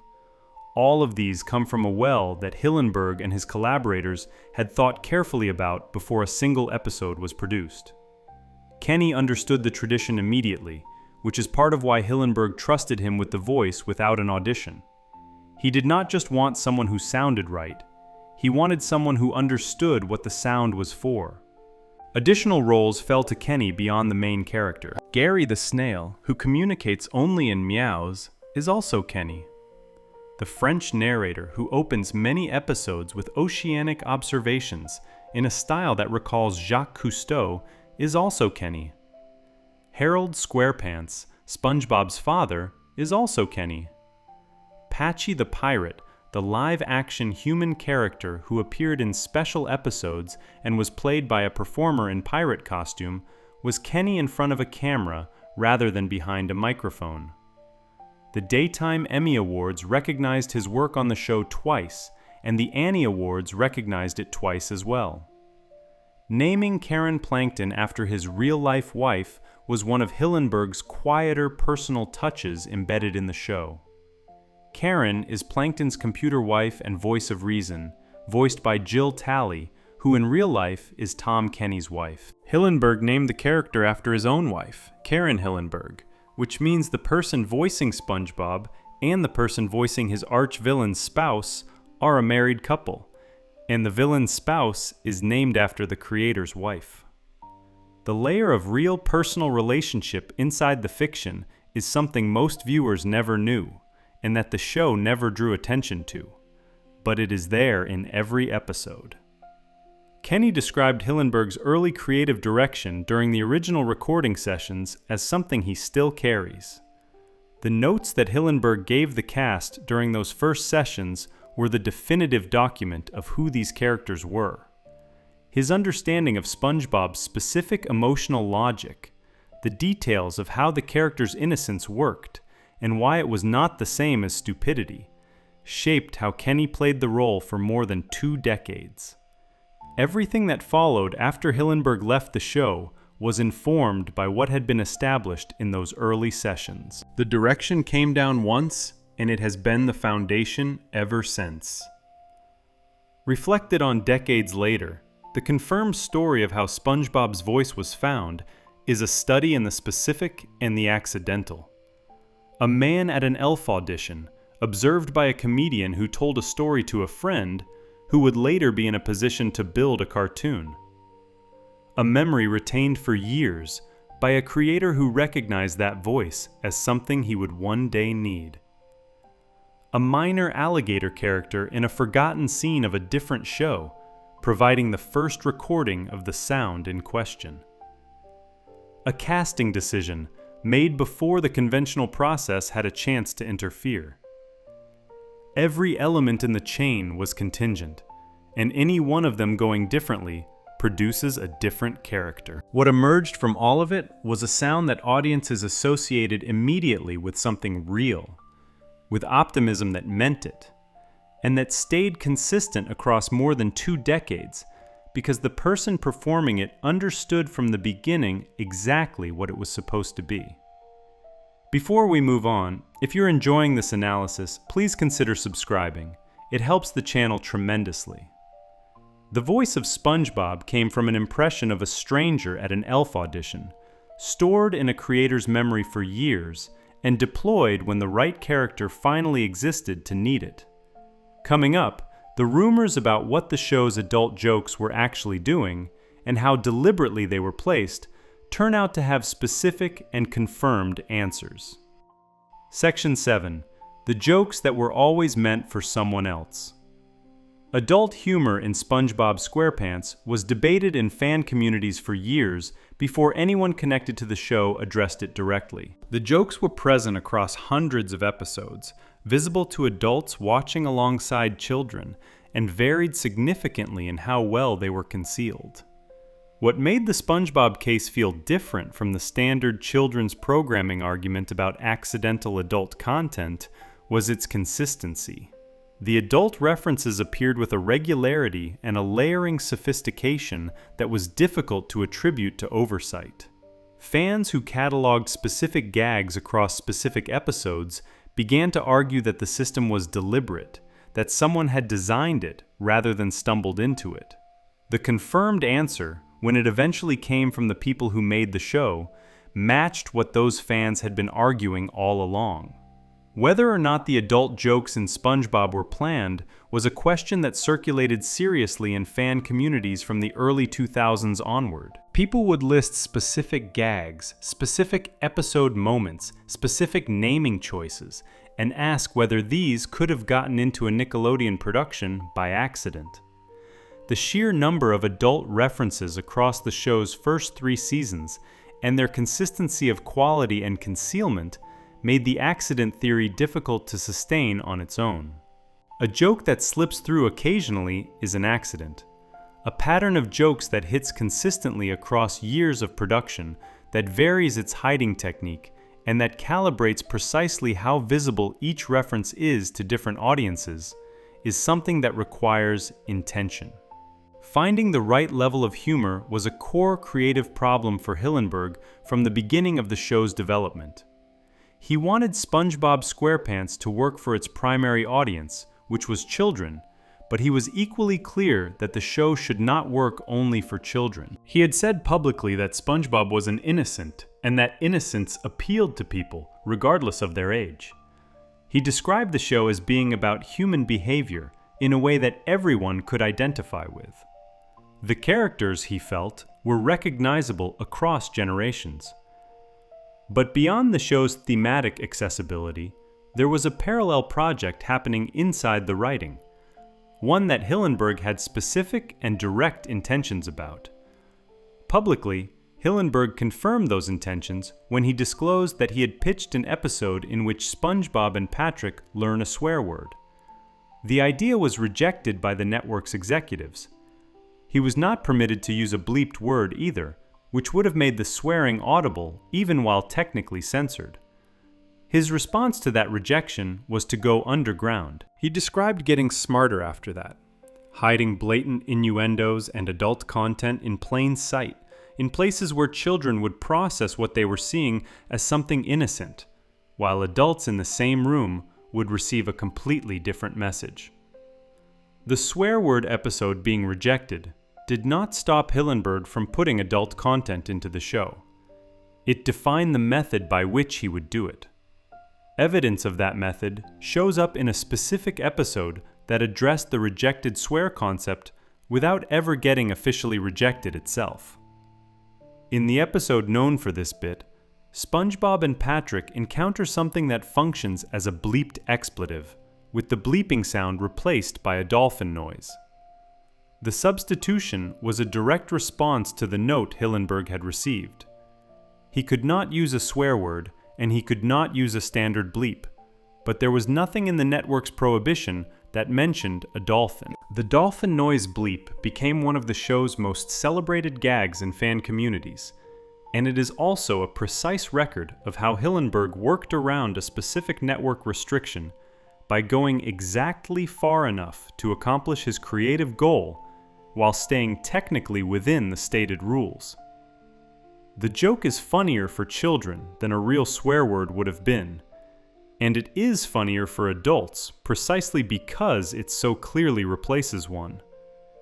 Spike TV's approach to the show in 2003 provides another confirmed data point about where the adult content sat within the show's design. Spike was launching a late-night animation block that year, built around adult-oriented programming and anchored by a raunchy revival of the Ren and Stimpy show. Executives from the network approached Hillenburg and proposed an adult version of SpongeBob, something explicitly sexual and crude in the way that the Ren and Stimpy adult revival was. Hillenburg refused outright. Nickelodeon sided with him and declined to sell the rights. The refusal is significant because of what it reveals. Hillenburg was not uninterested in adult content in his work. He was uninterested in that kind of adult content, meaning the crude and explicit variety in this particular show. The adult humor already present in SpongeBob was the adult humor he wanted in it. A show with more explicit content would have lost the specific kind of layering that made the existing jokes work. The refusal was a creative statement about what the show was, not a rejection of adult humor as a concept. Refusing that request also had a secondary effect worth noting. Because Hillenburg's refusal was reported, and because the proposal itself became known, it served as confirmation that Nickelodeon and the show's creator were fully aware that SpongeBob contained adult content appropriate for older viewers. A show with nothing of that kind in it would not be approached for an adult version. The very fact that Spike saw SpongeBob as a property with adult potential was itself a kind of external acknowledgement that the adult dimension of the show was visible and real. Classic-era writing contained a specific kind of adult joke that worked through what can best be described as acoustic layering. A line of dialogue or a visual image would carry one meaning for a child and a completely different meaning for an adult, with both meanings operating simultaneously and neither one destroying the other's function. The child who watched SpongeBob say goodbye to Mrs. Puff by cheerfully declaring he would see her the following Tuesday heard a polite farewell. Adults familiar with a well-known coarse phrase recognized that the initials of what SpongeBob was announcing spelled something very different. SpongeBob, who is an innocent, had no idea. The writers, who were not, absolutely did. The joke requires SpongeBob's obliviousness to function, which means the character's personality and the adult content are serving each other rather than simply coexisting. Kaz, whose full name is Kazimieras Gediminas Prapulenis, worked as a storyboard director and writer on SpongeBob SquarePants for years. His background before SpongeBob included a long-running adult-themed comic strip called Underworld, which appeared in alternative weekly newspapers throughout the country. He was not a children's entertainment specialist who had wandered into adult comedy by accident. He was an adult cartoonist who brought that sensibility into a show built around finding the overlap between what children find funny and what adults find funny. When he confirmed on social media that the writers tried to avoid scatological references in the show, the statement implied the inverse. The boundary was being tested deliberately. The writers were thinking explicitly about what they could and could not put in, and the line was drawn at a specific kind of content, rather than at adult content broadly. A writing room that was not putting adult material in intentionally would not have needed to actively avoid certain categories of it. Rockabye Bivalve is one of the most direct examples of a confirmed adult subtext operating at the center of an entire episode, rather than in a single joke. In the episode, SpongeBob and Patrick find an abandoned baby scallop and decide to raise it together. SpongeBob takes on the domestic and caregiving role while Patrick goes to work, eventually coming home late and making excuses. By the end, the episode has structured SpongeBob and Patrick's relationship as a two-parent household navigating the strains of unequal domestic labor. The episode's design matched the structure of a married couple's argument so precisely that parents watching recognized it as a parody of their own lives, while children watched two friends taking care of a baby. The word marriage was not used. The show did not describe Patrick and SpongeBob as a couple, but the episode was structured so that any adult viewer who had been in a committed partnership would understand exactly what they were watching. It became one of the most discussed episodes in the show's history for that reason, and what made it possible was the same layering principle at work in individual jokes, applied to an entire episode's premise. Writing a joke that functions on two completely different levels simultaneously requires more craft than writing a straightforward adult joke. A crude joke aimed at adults is easy. A joke that an adult reads as crude while a child reads as innocent, and that works for both audiences without either reading becoming obviously wrong, requires the child's reading to be fully coherent on its own terms. The dolphin bleep works for children because the substitute sound is funny, independent of any awareness of what it is substituting. Rockabye Bivalve works for children because two friends taking care of a baby scallop is a complete and satisfying story. The adult content does not break the surface. It exists underneath as a parallel layer of meaning, available to the audience that has the context to see it, and invisible to the audience that does not. Just the name Bikini Bottom sits at the beginning of this system as its most visible and confirmed example. Bikini Atoll was the setting behind the name, as confirmed in Section 3 of this analysis. But the name also functions as a direct double entendre that was present in every single episode, printed on merchandise, said aloud in the theme song, and known by generations of children who did not register what they were saying. The name was a deliberate choice. Hillenburg picked the real geographic location for the nuclear testing, reasons his writers later confirmed. The name that location produced was one that any adult would recognize as containing a second meaning. Both levels of the name were present simultaneously from the show's first airing. Parents watching alongside children were the primary target audience for the adult layer. Hillenburg was explicit about this in at least one framing. The show was designed for the situation in which a parent was sitting in the room while a child watched. The parent would be receiving a different show than the child. Not a worse show or a better show, but a show calibrated to an additional set of references and associations that a child simply does not yet have. This was not condescension toward children who were getting a fully functional and genuinely funny version of the show. It was an acknowledgement that animation that works only for children is leaving half the room unserved. Hillenburg did not want to leave the room unserved. Putting it all together, the confirmed story of the adult humor in SpongeBob SquarePants is a story about creative method. The swear word episode being rejected gave Hillenburg a specific challenge. The response to that challenge was a system. Find the layered joke, not the explicit one. Find the reading that functions for both audiences simultaneously. Find the hiding place that is visible to one set of viewers and invisible to another. The Spike TV refusal confirmed that the adult content in the show was the adult content Hillenburg wanted, calibrated precisely where he intended it to be. The writers who worked within that system, including those with adult cartooning backgrounds, were not sneaking material past a creator who did not know it was there. They were working inside a method the creator had established and explicitly defended. Hundreds of jokes across hundreds of episodes built that system out over the show's first 3 seasons. And fans who grew up with those seasons and returned to them as adults found the second layer waiting.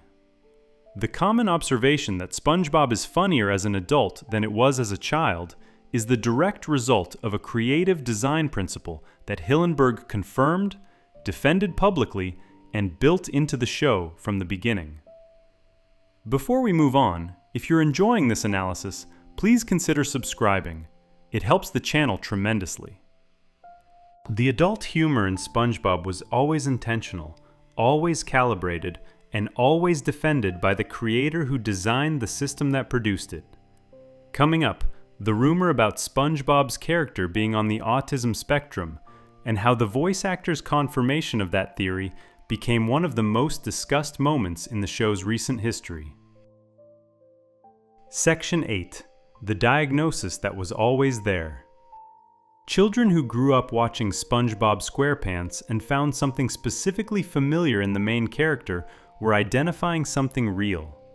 SpongeBob's behavioral patterns, the obsessive focus on his job, the inability to register social cues from the people around him, the persistence in relationships that offered no encouragement, the meltdowns when situations exceeded his capacity to process them, all map closely onto autistic experience, and autistic viewers recognize this from the show's earliest seasons without any official statement to point to. Tom Kenny, who has voiced the character since 1999, confirmed the connection publicly at Motor City Comic Con in 2024, saying the character is on the spectrum and calling it his superpower.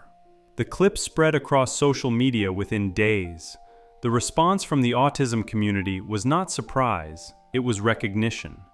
Questions about SpongeBob's neurotype circulated in autism communities, online forums, and fan spaces for years before anyone connected to the show addressed them publicly. Autistic viewers articulated the connection in detailed terms. The inability to filter social output, the persistence in relationships that offered no encouragement, the extreme commitment to routines and roles, the difficulty reading Squidward's constant sarcasm as anything other than a conversational style rather than a signal to stop talking.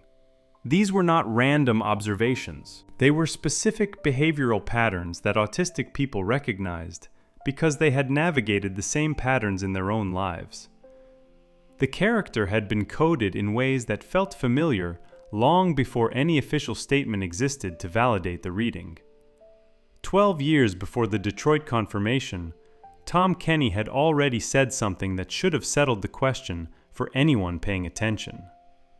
On Mark Maron's WTF podcast in October 2012, Kenny described his own observation that the show connects with autistic viewers in particular ways. He said he did not fully understand what it was about the show that spoke to children on the autism spectrum more than other cartoons, and then offered his own answer. SpongeBob as a character is a little autistic. He elaborated on the specific traits he had in mind: the obsession with his job, the hard-working dedication to his craft, the tendency to get deeply involved in specific things. The interview was public and documented, but it existed in the archive of a podcast rather than a news cycle, and it did not produce the widespread response that the 2024 moment eventually did. Motor City Comic Con in Detroit in May 2024 was where the statement became something that could not be easily archived. Kenny was at a public question and answer session when a fan approached him with a direct question. The fan was, in Kenny's words, obviously on the spectrum, and the question was simple and personal. Is SpongeBob autistic? Kenny recalled having been asked the same question at a prior convention in McAllen, Texas, and he described it as the first time he had ever encountered it from a fan who was asking about their own connection to the character. He described a young person asking whether SpongeBob was like them. Kenny's answer was immediate. "Of course," he said. "Of course SpongeBob is on the spectrum." He told the fan that autism was SpongeBob's superpower, the same way it was the fan's superpower. The audience in the room responded with applause. The exchange was brief and warm and specific. One voice actor at a convention table talking to one fan who needed to hear something real. July 23, 2024, was when the moment became a public event. A social media account called ToonHive posted footage of Kenny recounting the interaction at the convention, and the clip spread rapidly across platforms. Millions of people watched a video of Kenny confirming that SpongeBob was on the spectrum. Responses came from autistic adults who had grown up with the show, and from parents of autistic children who had watched those children find something in SpongeBob that the children could not always find in the world around them. Some responses said they had always known. Some said they had never connected it explicitly, but that it made immediate sense. A significant portion of the reaction came from people for whom the confirmation was not a surprise so much as a formalization of something they had already understood in a personal and lived way. The common observation across the autism community's response was something close to recognition. The character had always been there, and the confirmation simply named what was already visible. Kenny's own reflections afterward were careful and self-aware in ways that complicate the confirmation without reversing it. At San Diego Comic-Con in 2024, celebrating the show's 25th anniversary, he told Entertainment Weekly that the confirmation was never meant to go public. He was speaking to one fan in what he experienced as a private exchange, and the moment had traveled further than he intended. He told the publication that he was not a medical doctor, and that SpongeBob was an imaginary character, meaning he was not claiming clinical authority over the question. He said he was not really qualified to speak on the subject in formal terms. But he also said that the moment seemed to have been empowering and helpful to people, and he did not walk back the substance of what he had said. He described SpongeBob as on the spectrum. He called it a superpower.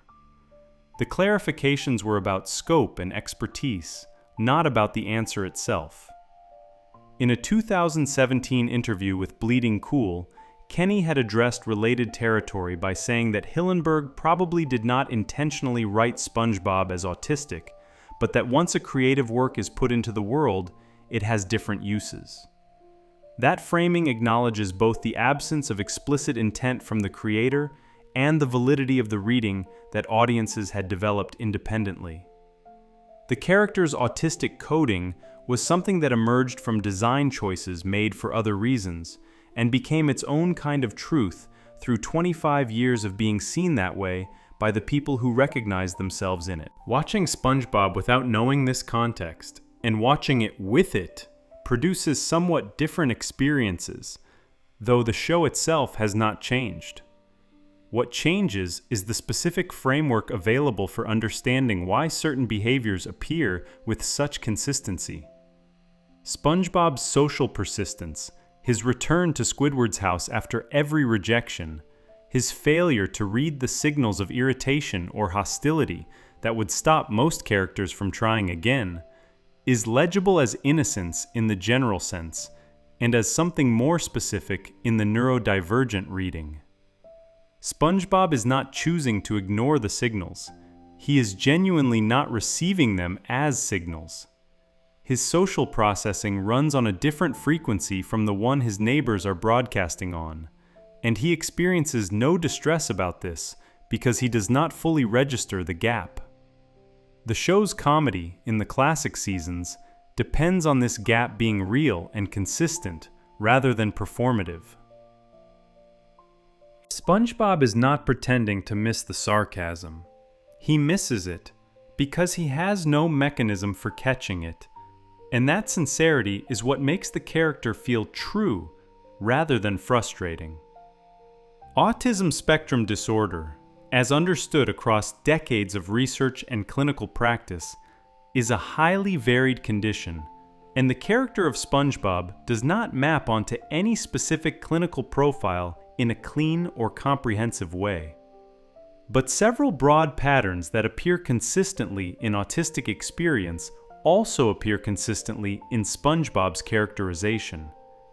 An intense focus on specific interests, difficulty with neurotypical social processing, a tendency toward routines and predictability, direct and unfiltered communication, and a particular kind of persistence that does not calibrate based on how others are responding.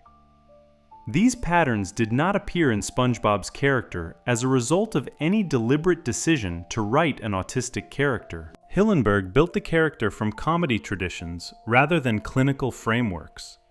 What he built, working from the archetype of the innocent, happened to produce a character whose behavioral patterns overlapped substantially with autistic experience. Certain behaviors within the show reinforce this reading with unusual specificity. SpongeBob's jellyfishing, bubble blowing, and fry cook practice sessions are not casual hobbies. They are focused, repetitive pursuits that he returns to with the same concentrated energy regardless of what else is happening around him. In multiple episodes, he practices the same physical skills thousands of times, not as a plot device showing determination, but as a behavior presented as simply how he relates to the things he loves. The intensity of the interest, disconnected from social context and immune to diminishment through repetition, is recognizable to anyone familiar with how intense interests function in autistic experience. Obsessive interests form one of the most documented features of autistic experience, and they function in SpongeBob's character with a specificity that goes beyond generic enthusiasm. His relationship to fry cooking is not simply a job he enjoys. It is the organizing principle of his identity, something he thinks about, practices, and builds rituals around outside of working hours. His approach to jellyfishing involves cataloging, equipment, specific locations, and repeated engagement with the same activity over long periods. His bubble blowing has its own technical vocabulary and escalates in complexity as his investment in the craft deepens. Each of these interests has the structural character of a special interest in the autistic sense, a deep, self-directed engagement with a specific domain that provides both stimulation and comfort, and that does not diminish in intensity the way casual hobbies do for neurotypical people. The show treats these interests as straightforwardly part of who SpongeBob is, without framing them as problems to be corrected or quirks to be outgrown. They are his life. That portrayal, generous and non-pathologizing, is part of why autistic viewers found the character so recognizable. Patrick Starr's often quoted statement, made in an early episode of the show, became a touchstone in online discussions of LGBTQ-coded characters and neurodivergent-coded characters simultaneously. Saying that he is ugly and proud, Patrick invokes a phrase closely associated with pride movements while remaining entirely unaware of the cultural weight behind the words. The joke operates through Patrick's obliviousness, which is a different flavor of the same social disconnection that defines SpongeBob. Both characters demonstrate a consistent inability to perform the social calculations that neurotypical behavior requires. And in both cases, the show treats this not as a flaw to be overcome, but as a personality trait that is simply part of who they are. Social cue blindness is the trait Kenny cited most directly in his 2012 podcast statement, and it is the one that appears most visibly across the show's episodes. Squidward's sarcasm, hostility, and explicit statements of dislike register as facts for SpongeBob rather than emotional communication. When Squidward tells SpongeBob he does not want company, SpongeBob processes this as information about a current state rather than a preference about future contact. He returns the next day.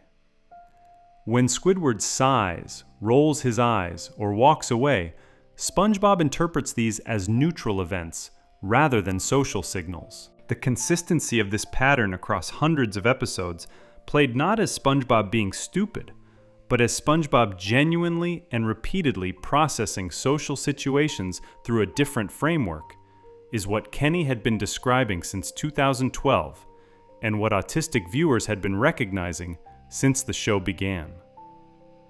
Meltdowns appear throughout the show in a form that is tonally comedic, but structurally recognizable to people who experience them.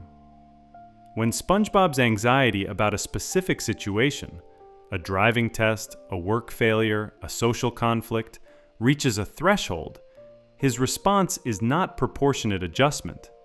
He collapses into extended distress, sometimes for days, sometimes in ways that affect every part of his life simultaneously. The show plays these sequences for comedy, with SpongeBob catastrophizing in specific and detailed ways, but the underlying structure, a complete emotional overwhelm that cascades beyond the triggering situation, is familiar to autistic viewers who navigate the same kind of response in their own experience. Chronic frustration forms Squidward's half of a dynamic that makes more sense through the neurodivergent frame than through any other. Squidward is a neurotypical character living next to an autistic one. He interprets SpongeBob's behavior as willful irritation rather than as a different way of processing social information, because from Squidward's perspective, the social signals he sends are obvious, and SpongeBob must be choosing to ignore them. This reading of SpongeBob as deliberately oblivious is what makes Squidward perpetually outraged. From inside the autism frame, SpongeBob is not choosing anything. He is doing his best with the information he has and coming back each day ready to try again, which from his perspective is what friendship requires. The relationship between Squidward and SpongeBob, seen through this lens, becomes less a comedy of irritation and more a study in two fundamentally different social operating systems existing side by side without either one fully understanding the other. That dynamic has a specificity that goes beyond simple cartoon antagonism, and it is one of the reasons the show's early seasons felt richer and more emotionally layered than most children's programming of the era. One quality that makes this particular confirmed rumor different from others in the show's history is the question of who confirmed it. The nuclear testing confirmation came from a writer. The Squidward octopus confirmation came from the creator. The SpongeBob autism confirmation came from the voice actor, the person who has inhabited the character for 25 years and who knows the interior of that performance better than anyone else still living. Kenny's qualifications are not clinical, and he acknowledged that directly, but his relationship to SpongeBob's specific behavioral expression, to what it feels like from the inside to play this character in every register of emotion the character has, gives his reading a particular kind of authority that is not clinical but is not nothing either. He said, "Of course." He said it immediately. The crowd cheered. Decades of SpongeBob fandom produced a parallel conversation that ran alongside the show itself, in autism communities, in academic analyses of children's media, in personal accounts shared online by adults who grew up with the show. That conversation settled on the same character for the same reasons, consistently and independently across different communities and different decades. The character's neurodivergent coded traits were visible and consistent enough that many different people reading the show, without any coordination, came to the same conclusion.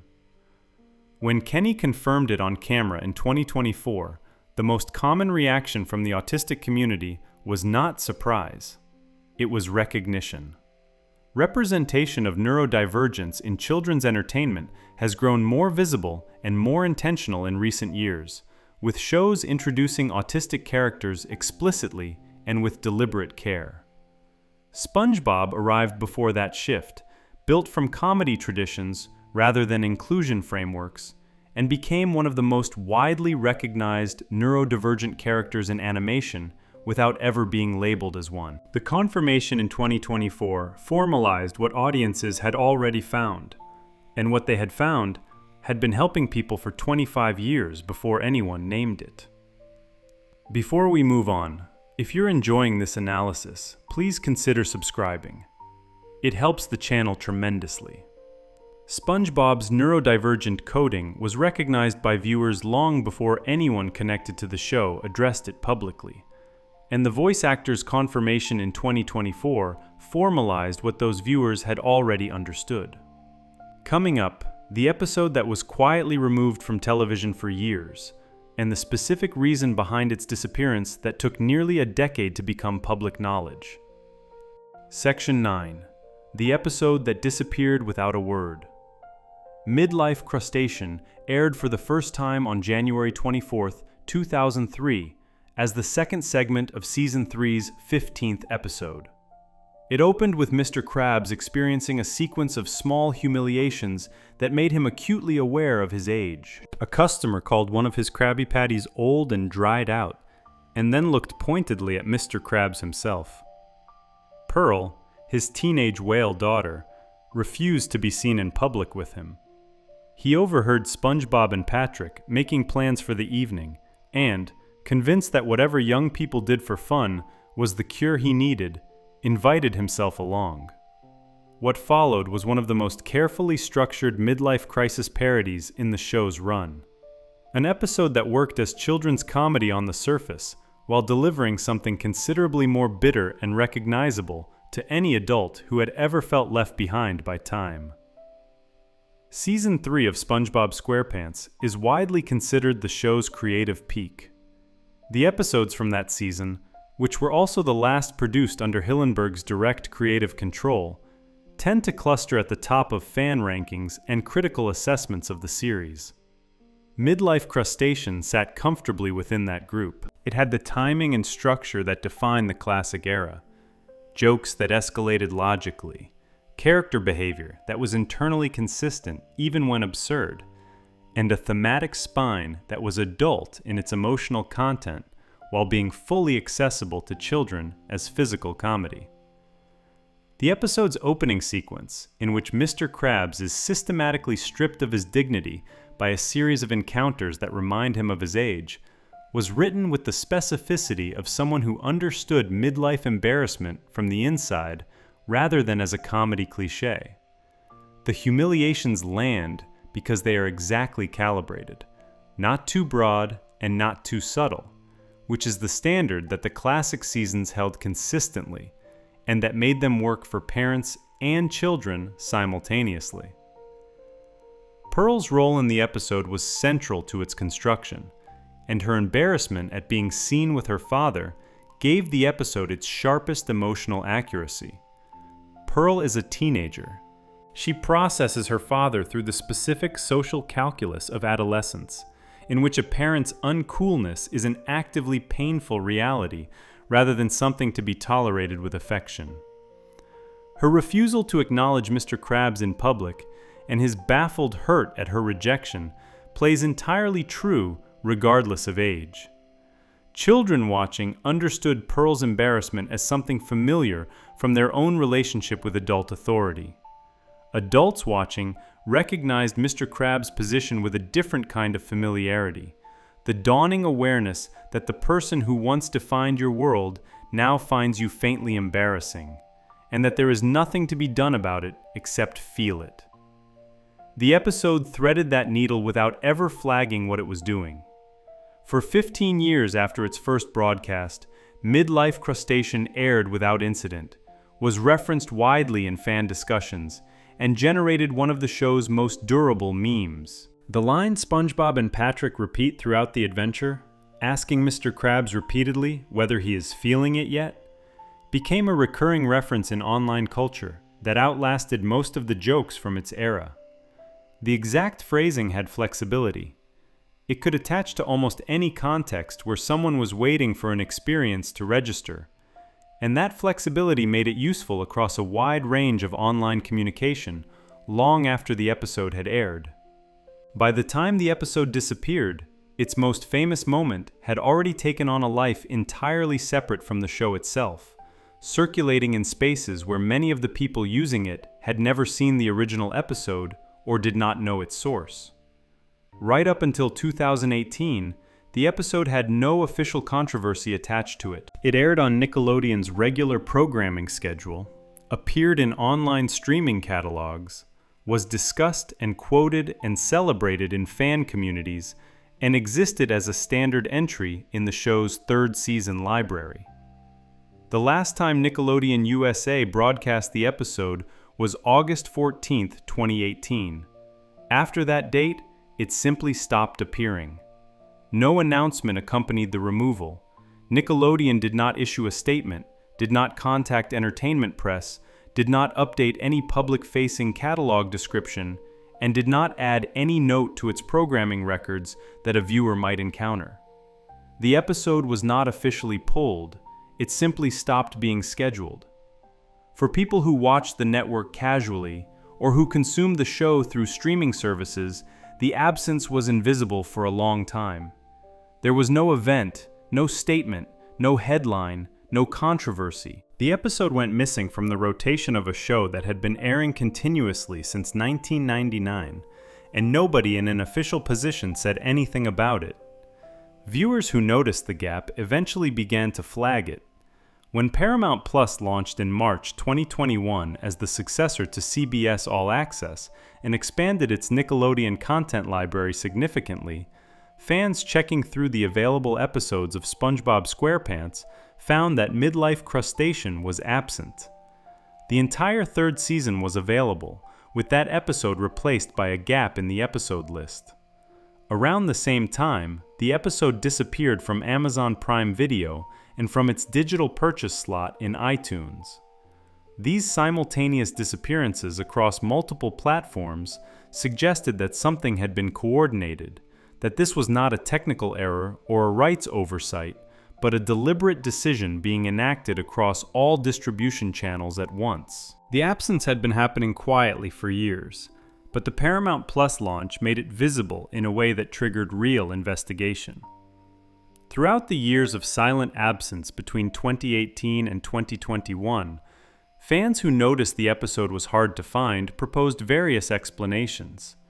Some suggested technical or licensing issues, the kind of behind-the-scenes administrative problems that cause episodes to slip off streaming services temporarily.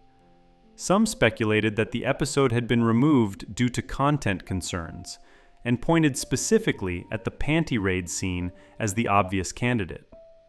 This second group was generating the correct explanation without any official confirmation to work from.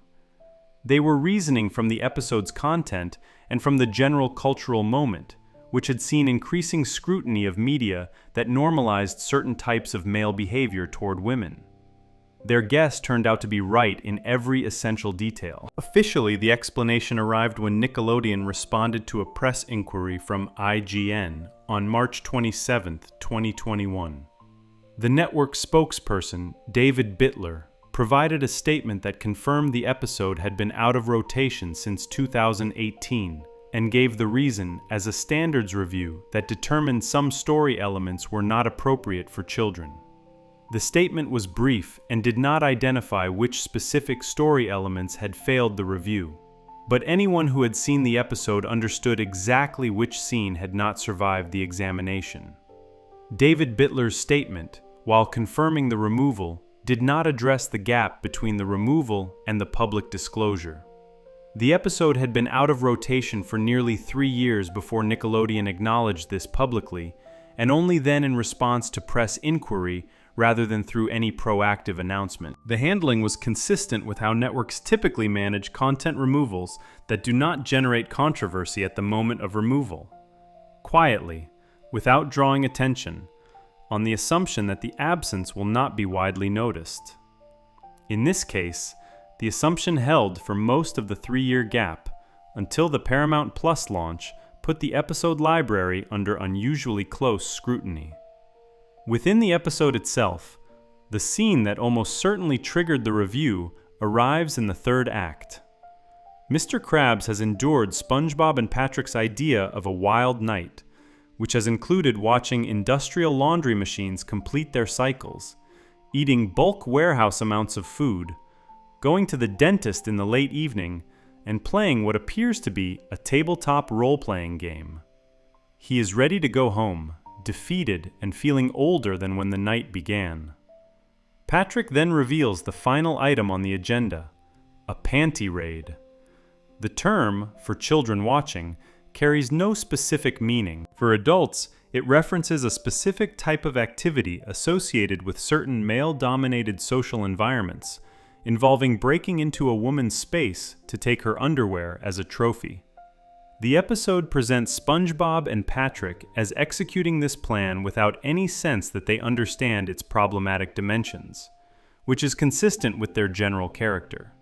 Running through the house where the panty raid is carried out, Mr. Krabs rejoices briefly before the owner of the underwear and of the house is revealed. It is Mama Krabs, his own mother. She grounds him. He spends the rest of the night in his childhood bedroom with his lights off. The joke resolves the episode's thematic question about feeling young. Mr. Krabs ends up young in the only sense that actually happened to him that night, which is that he got sent to his room by his mother. The episode's ending does not celebrate the panty raid, but the panty raid is still the episode's structural climax, and its presence as the setup for a punchline still positions breaking into a woman's home to steal her underwear as a comedic premise. Meme culture around the episode had a complicated relationship with its removal. The episode's most famous moment had already escaped the broadcast context and lived independently online. The phrase had become its own object, quoted by people who had no attachment to the episode itself and no awareness of its removal from streaming. This created an unusual situation where an episode that had been quietly removed from distribution continued to generate active cultural engagement through the fragment most people knew.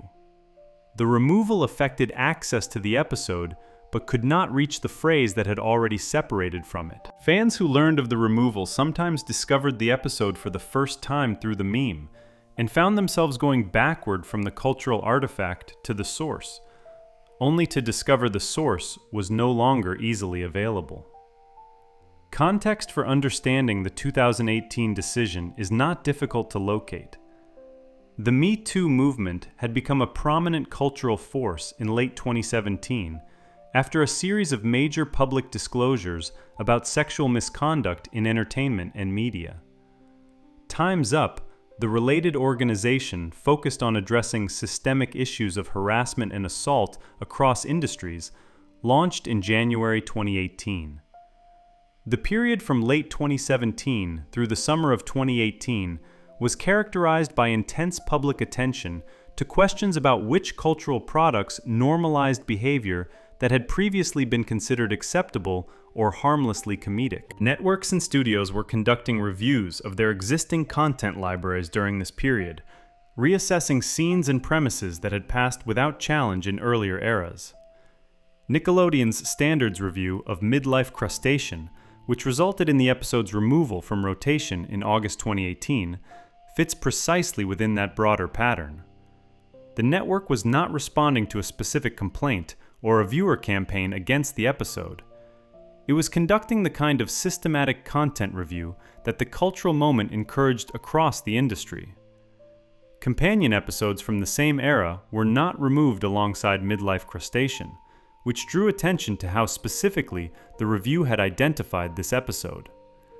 The Great Snail Race, the episode paired with Midlife Crustacean in its original broadcast slot, was not pulled. Other classic-era episodes containing adult jokes, innuendos, and references that pushed against the show's intended audience demographic remained in rotation and on streaming platforms. The removal was targeted, not a broad sweep of adult content from the classic seasons.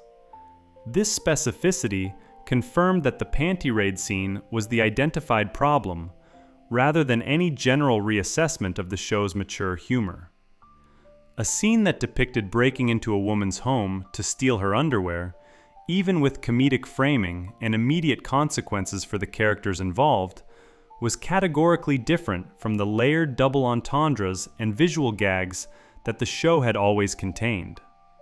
The category it fell into was not adult humor, but behavior that the cultural moment had identified as harmful, regardless of comedic intent. Separate from the panty raid, the episode contained at least one other element that may have registered in a standards review, though it received less attention in the public discussion of the removal.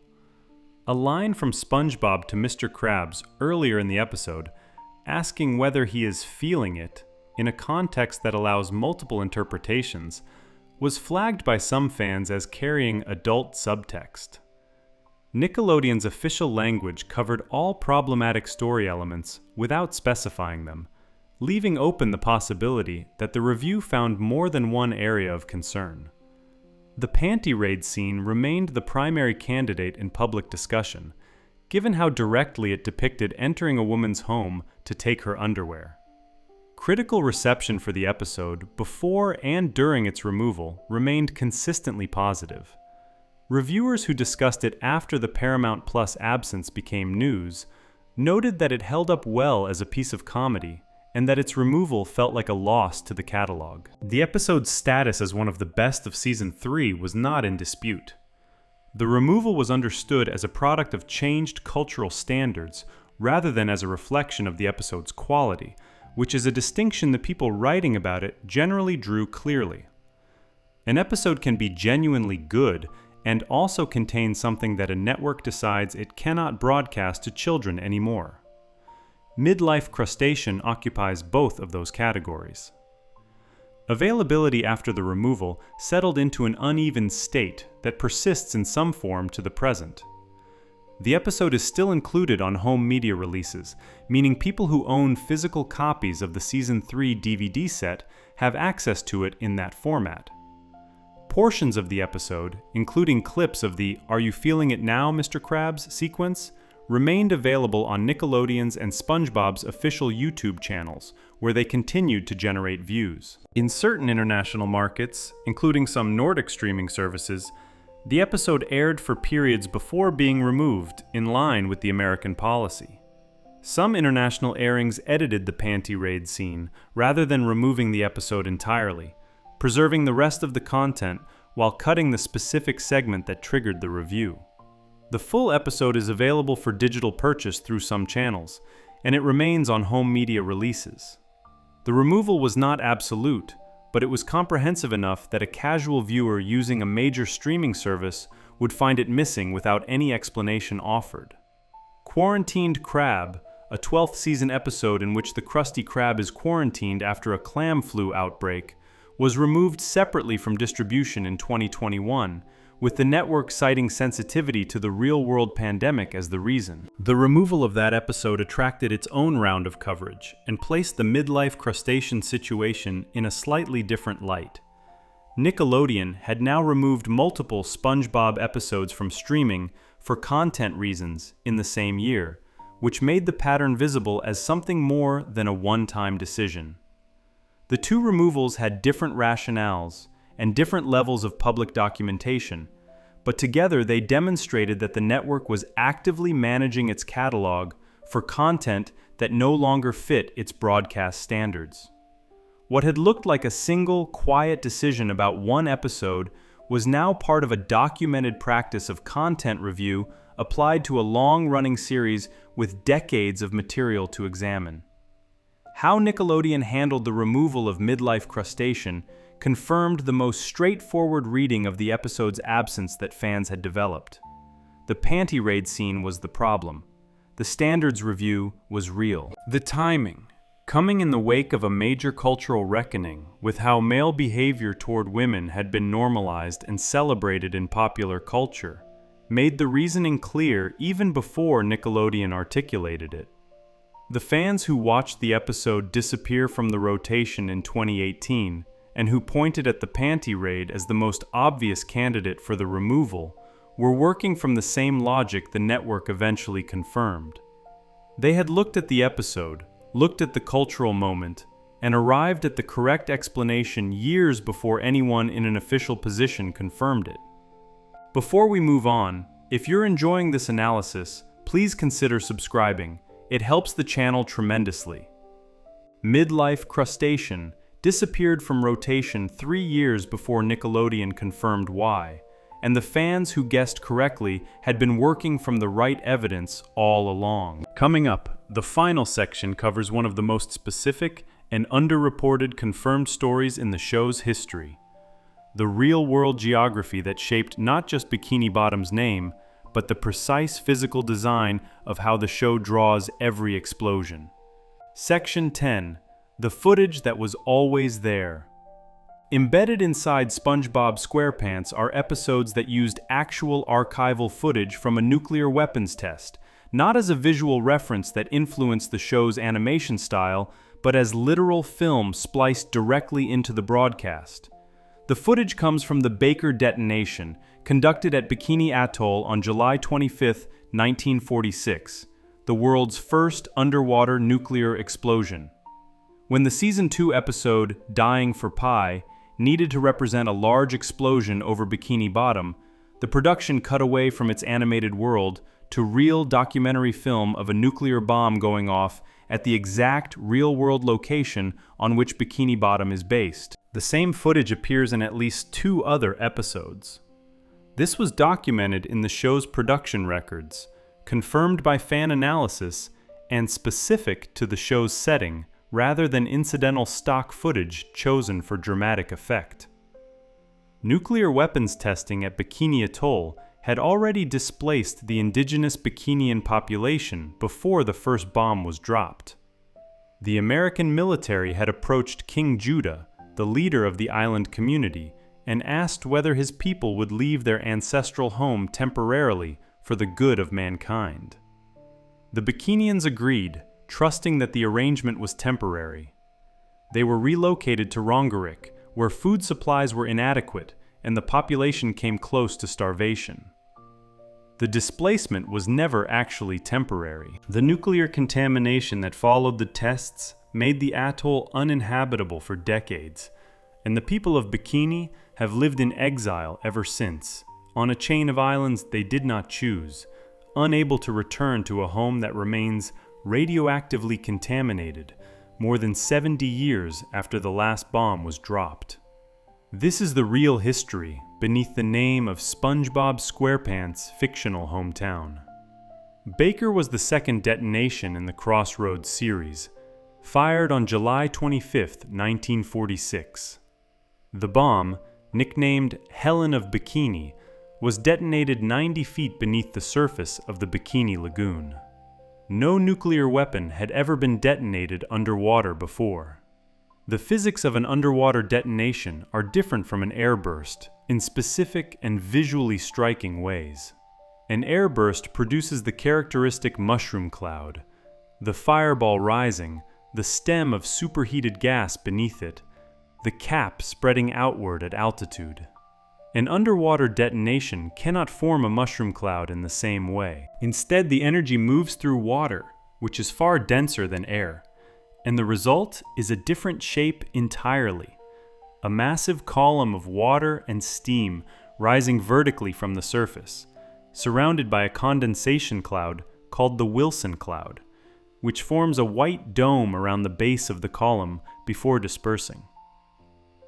Below the surface, a circular surge of radioactive water, called the base surge, spreads outward from the detonation point in all directions, rolling across the lagoon at speed. Photography of the Baker test was extensive and premeditated. Camera positions had been established around the lagoon and aboard observation vessels at a safe distance. The United States military had a documented interest in capturing the explosion clearly, both for scientific study and for the kinds of political messaging that dramatic images of nuclear capability could achieve. The Baker explosion was photographed from multiple angles, from the surface, from the air, and from various distances. The resulting images were striking in ways that photographs of above-ground explosions were not.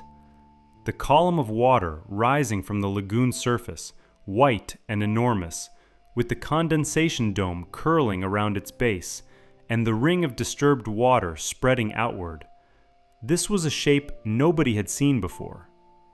The images were classified for certain purposes, but were also released publicly in various forms over the following decades, appearing in news archives, history books, documentary films, and government publications throughout the Cold War era. Column of water, condensation dome, base surge. These three elements form a visual signature that is specific to the Baker test and to underwater nuclear detonations generally.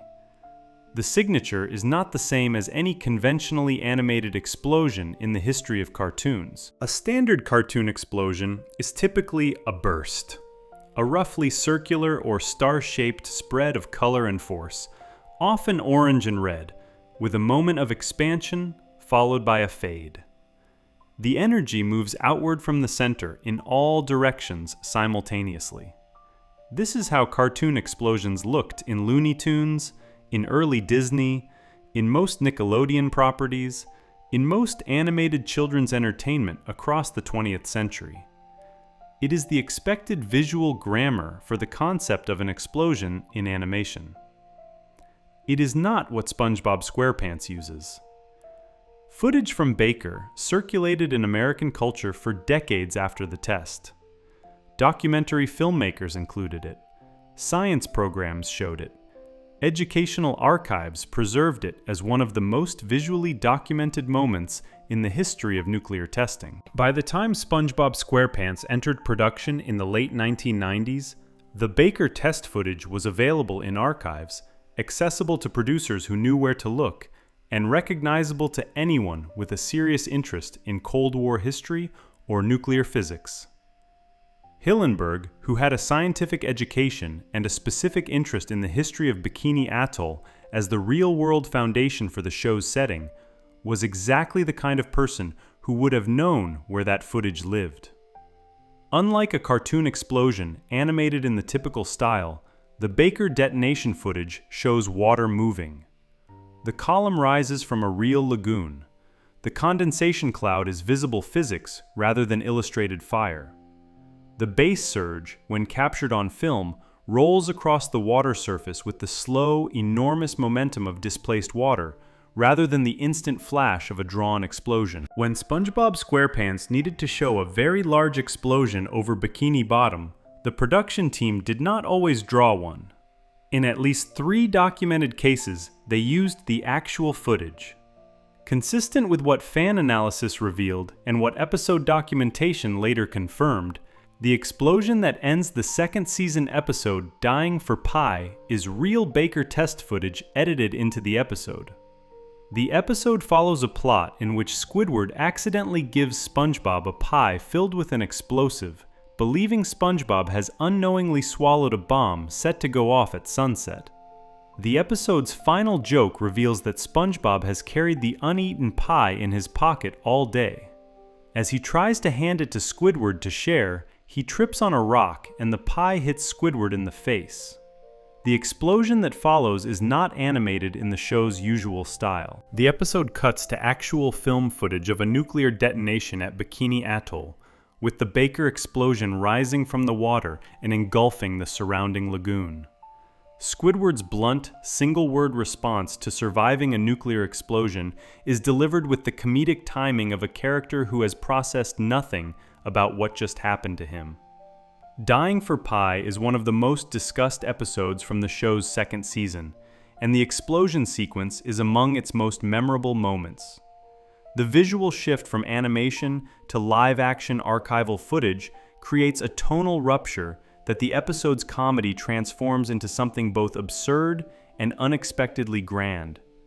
Most viewers watching the episode for the first time registered the explosion as a particularly dramatic, comedic punctuation mark, without necessarily identifying what they were looking at as real documentary film from 1946. The show had inserted an actual nuclear test into a children's cartoon with enough visual confidence and comedic framing that the footage read as spectacle rather than as what it literally was. Standard review of the episode's production notes confirms that the footage is from Operation Crossroads' Baker detonation specifically. The documentation is unambiguous. TV Trope's production notes for the episode describe it as a genius bonus, noting that the stock footage of the nuclear explosion is taken from Operation Crossroads, the 1946 nuclear tests held at Bikini Atoll, the real-life location of where Bikini Bottom is set, and that the footage used was specifically from the Baker detonation. This was not incidental stock footage selected for dramatic impact. The choice of the Baker footage, from the test that took place at the real-world location on which Bikini Bottom is based, using the first ever underwater nuclear detonation to punctuate a comedic explosion in an underwater cartoon city, was as specific and considered a creative choice as anything else in the show's production. Animation historians and documentary researchers studying the show have noted that the same Baker test footage appears in at least 2 other SpongeBob SquarePants episodes, The Krusty Plate and Frozen Face-Off. In each case, a large explosion prompts the cut to live footage, and the footage used is from the same archive. The repetition is not accidental.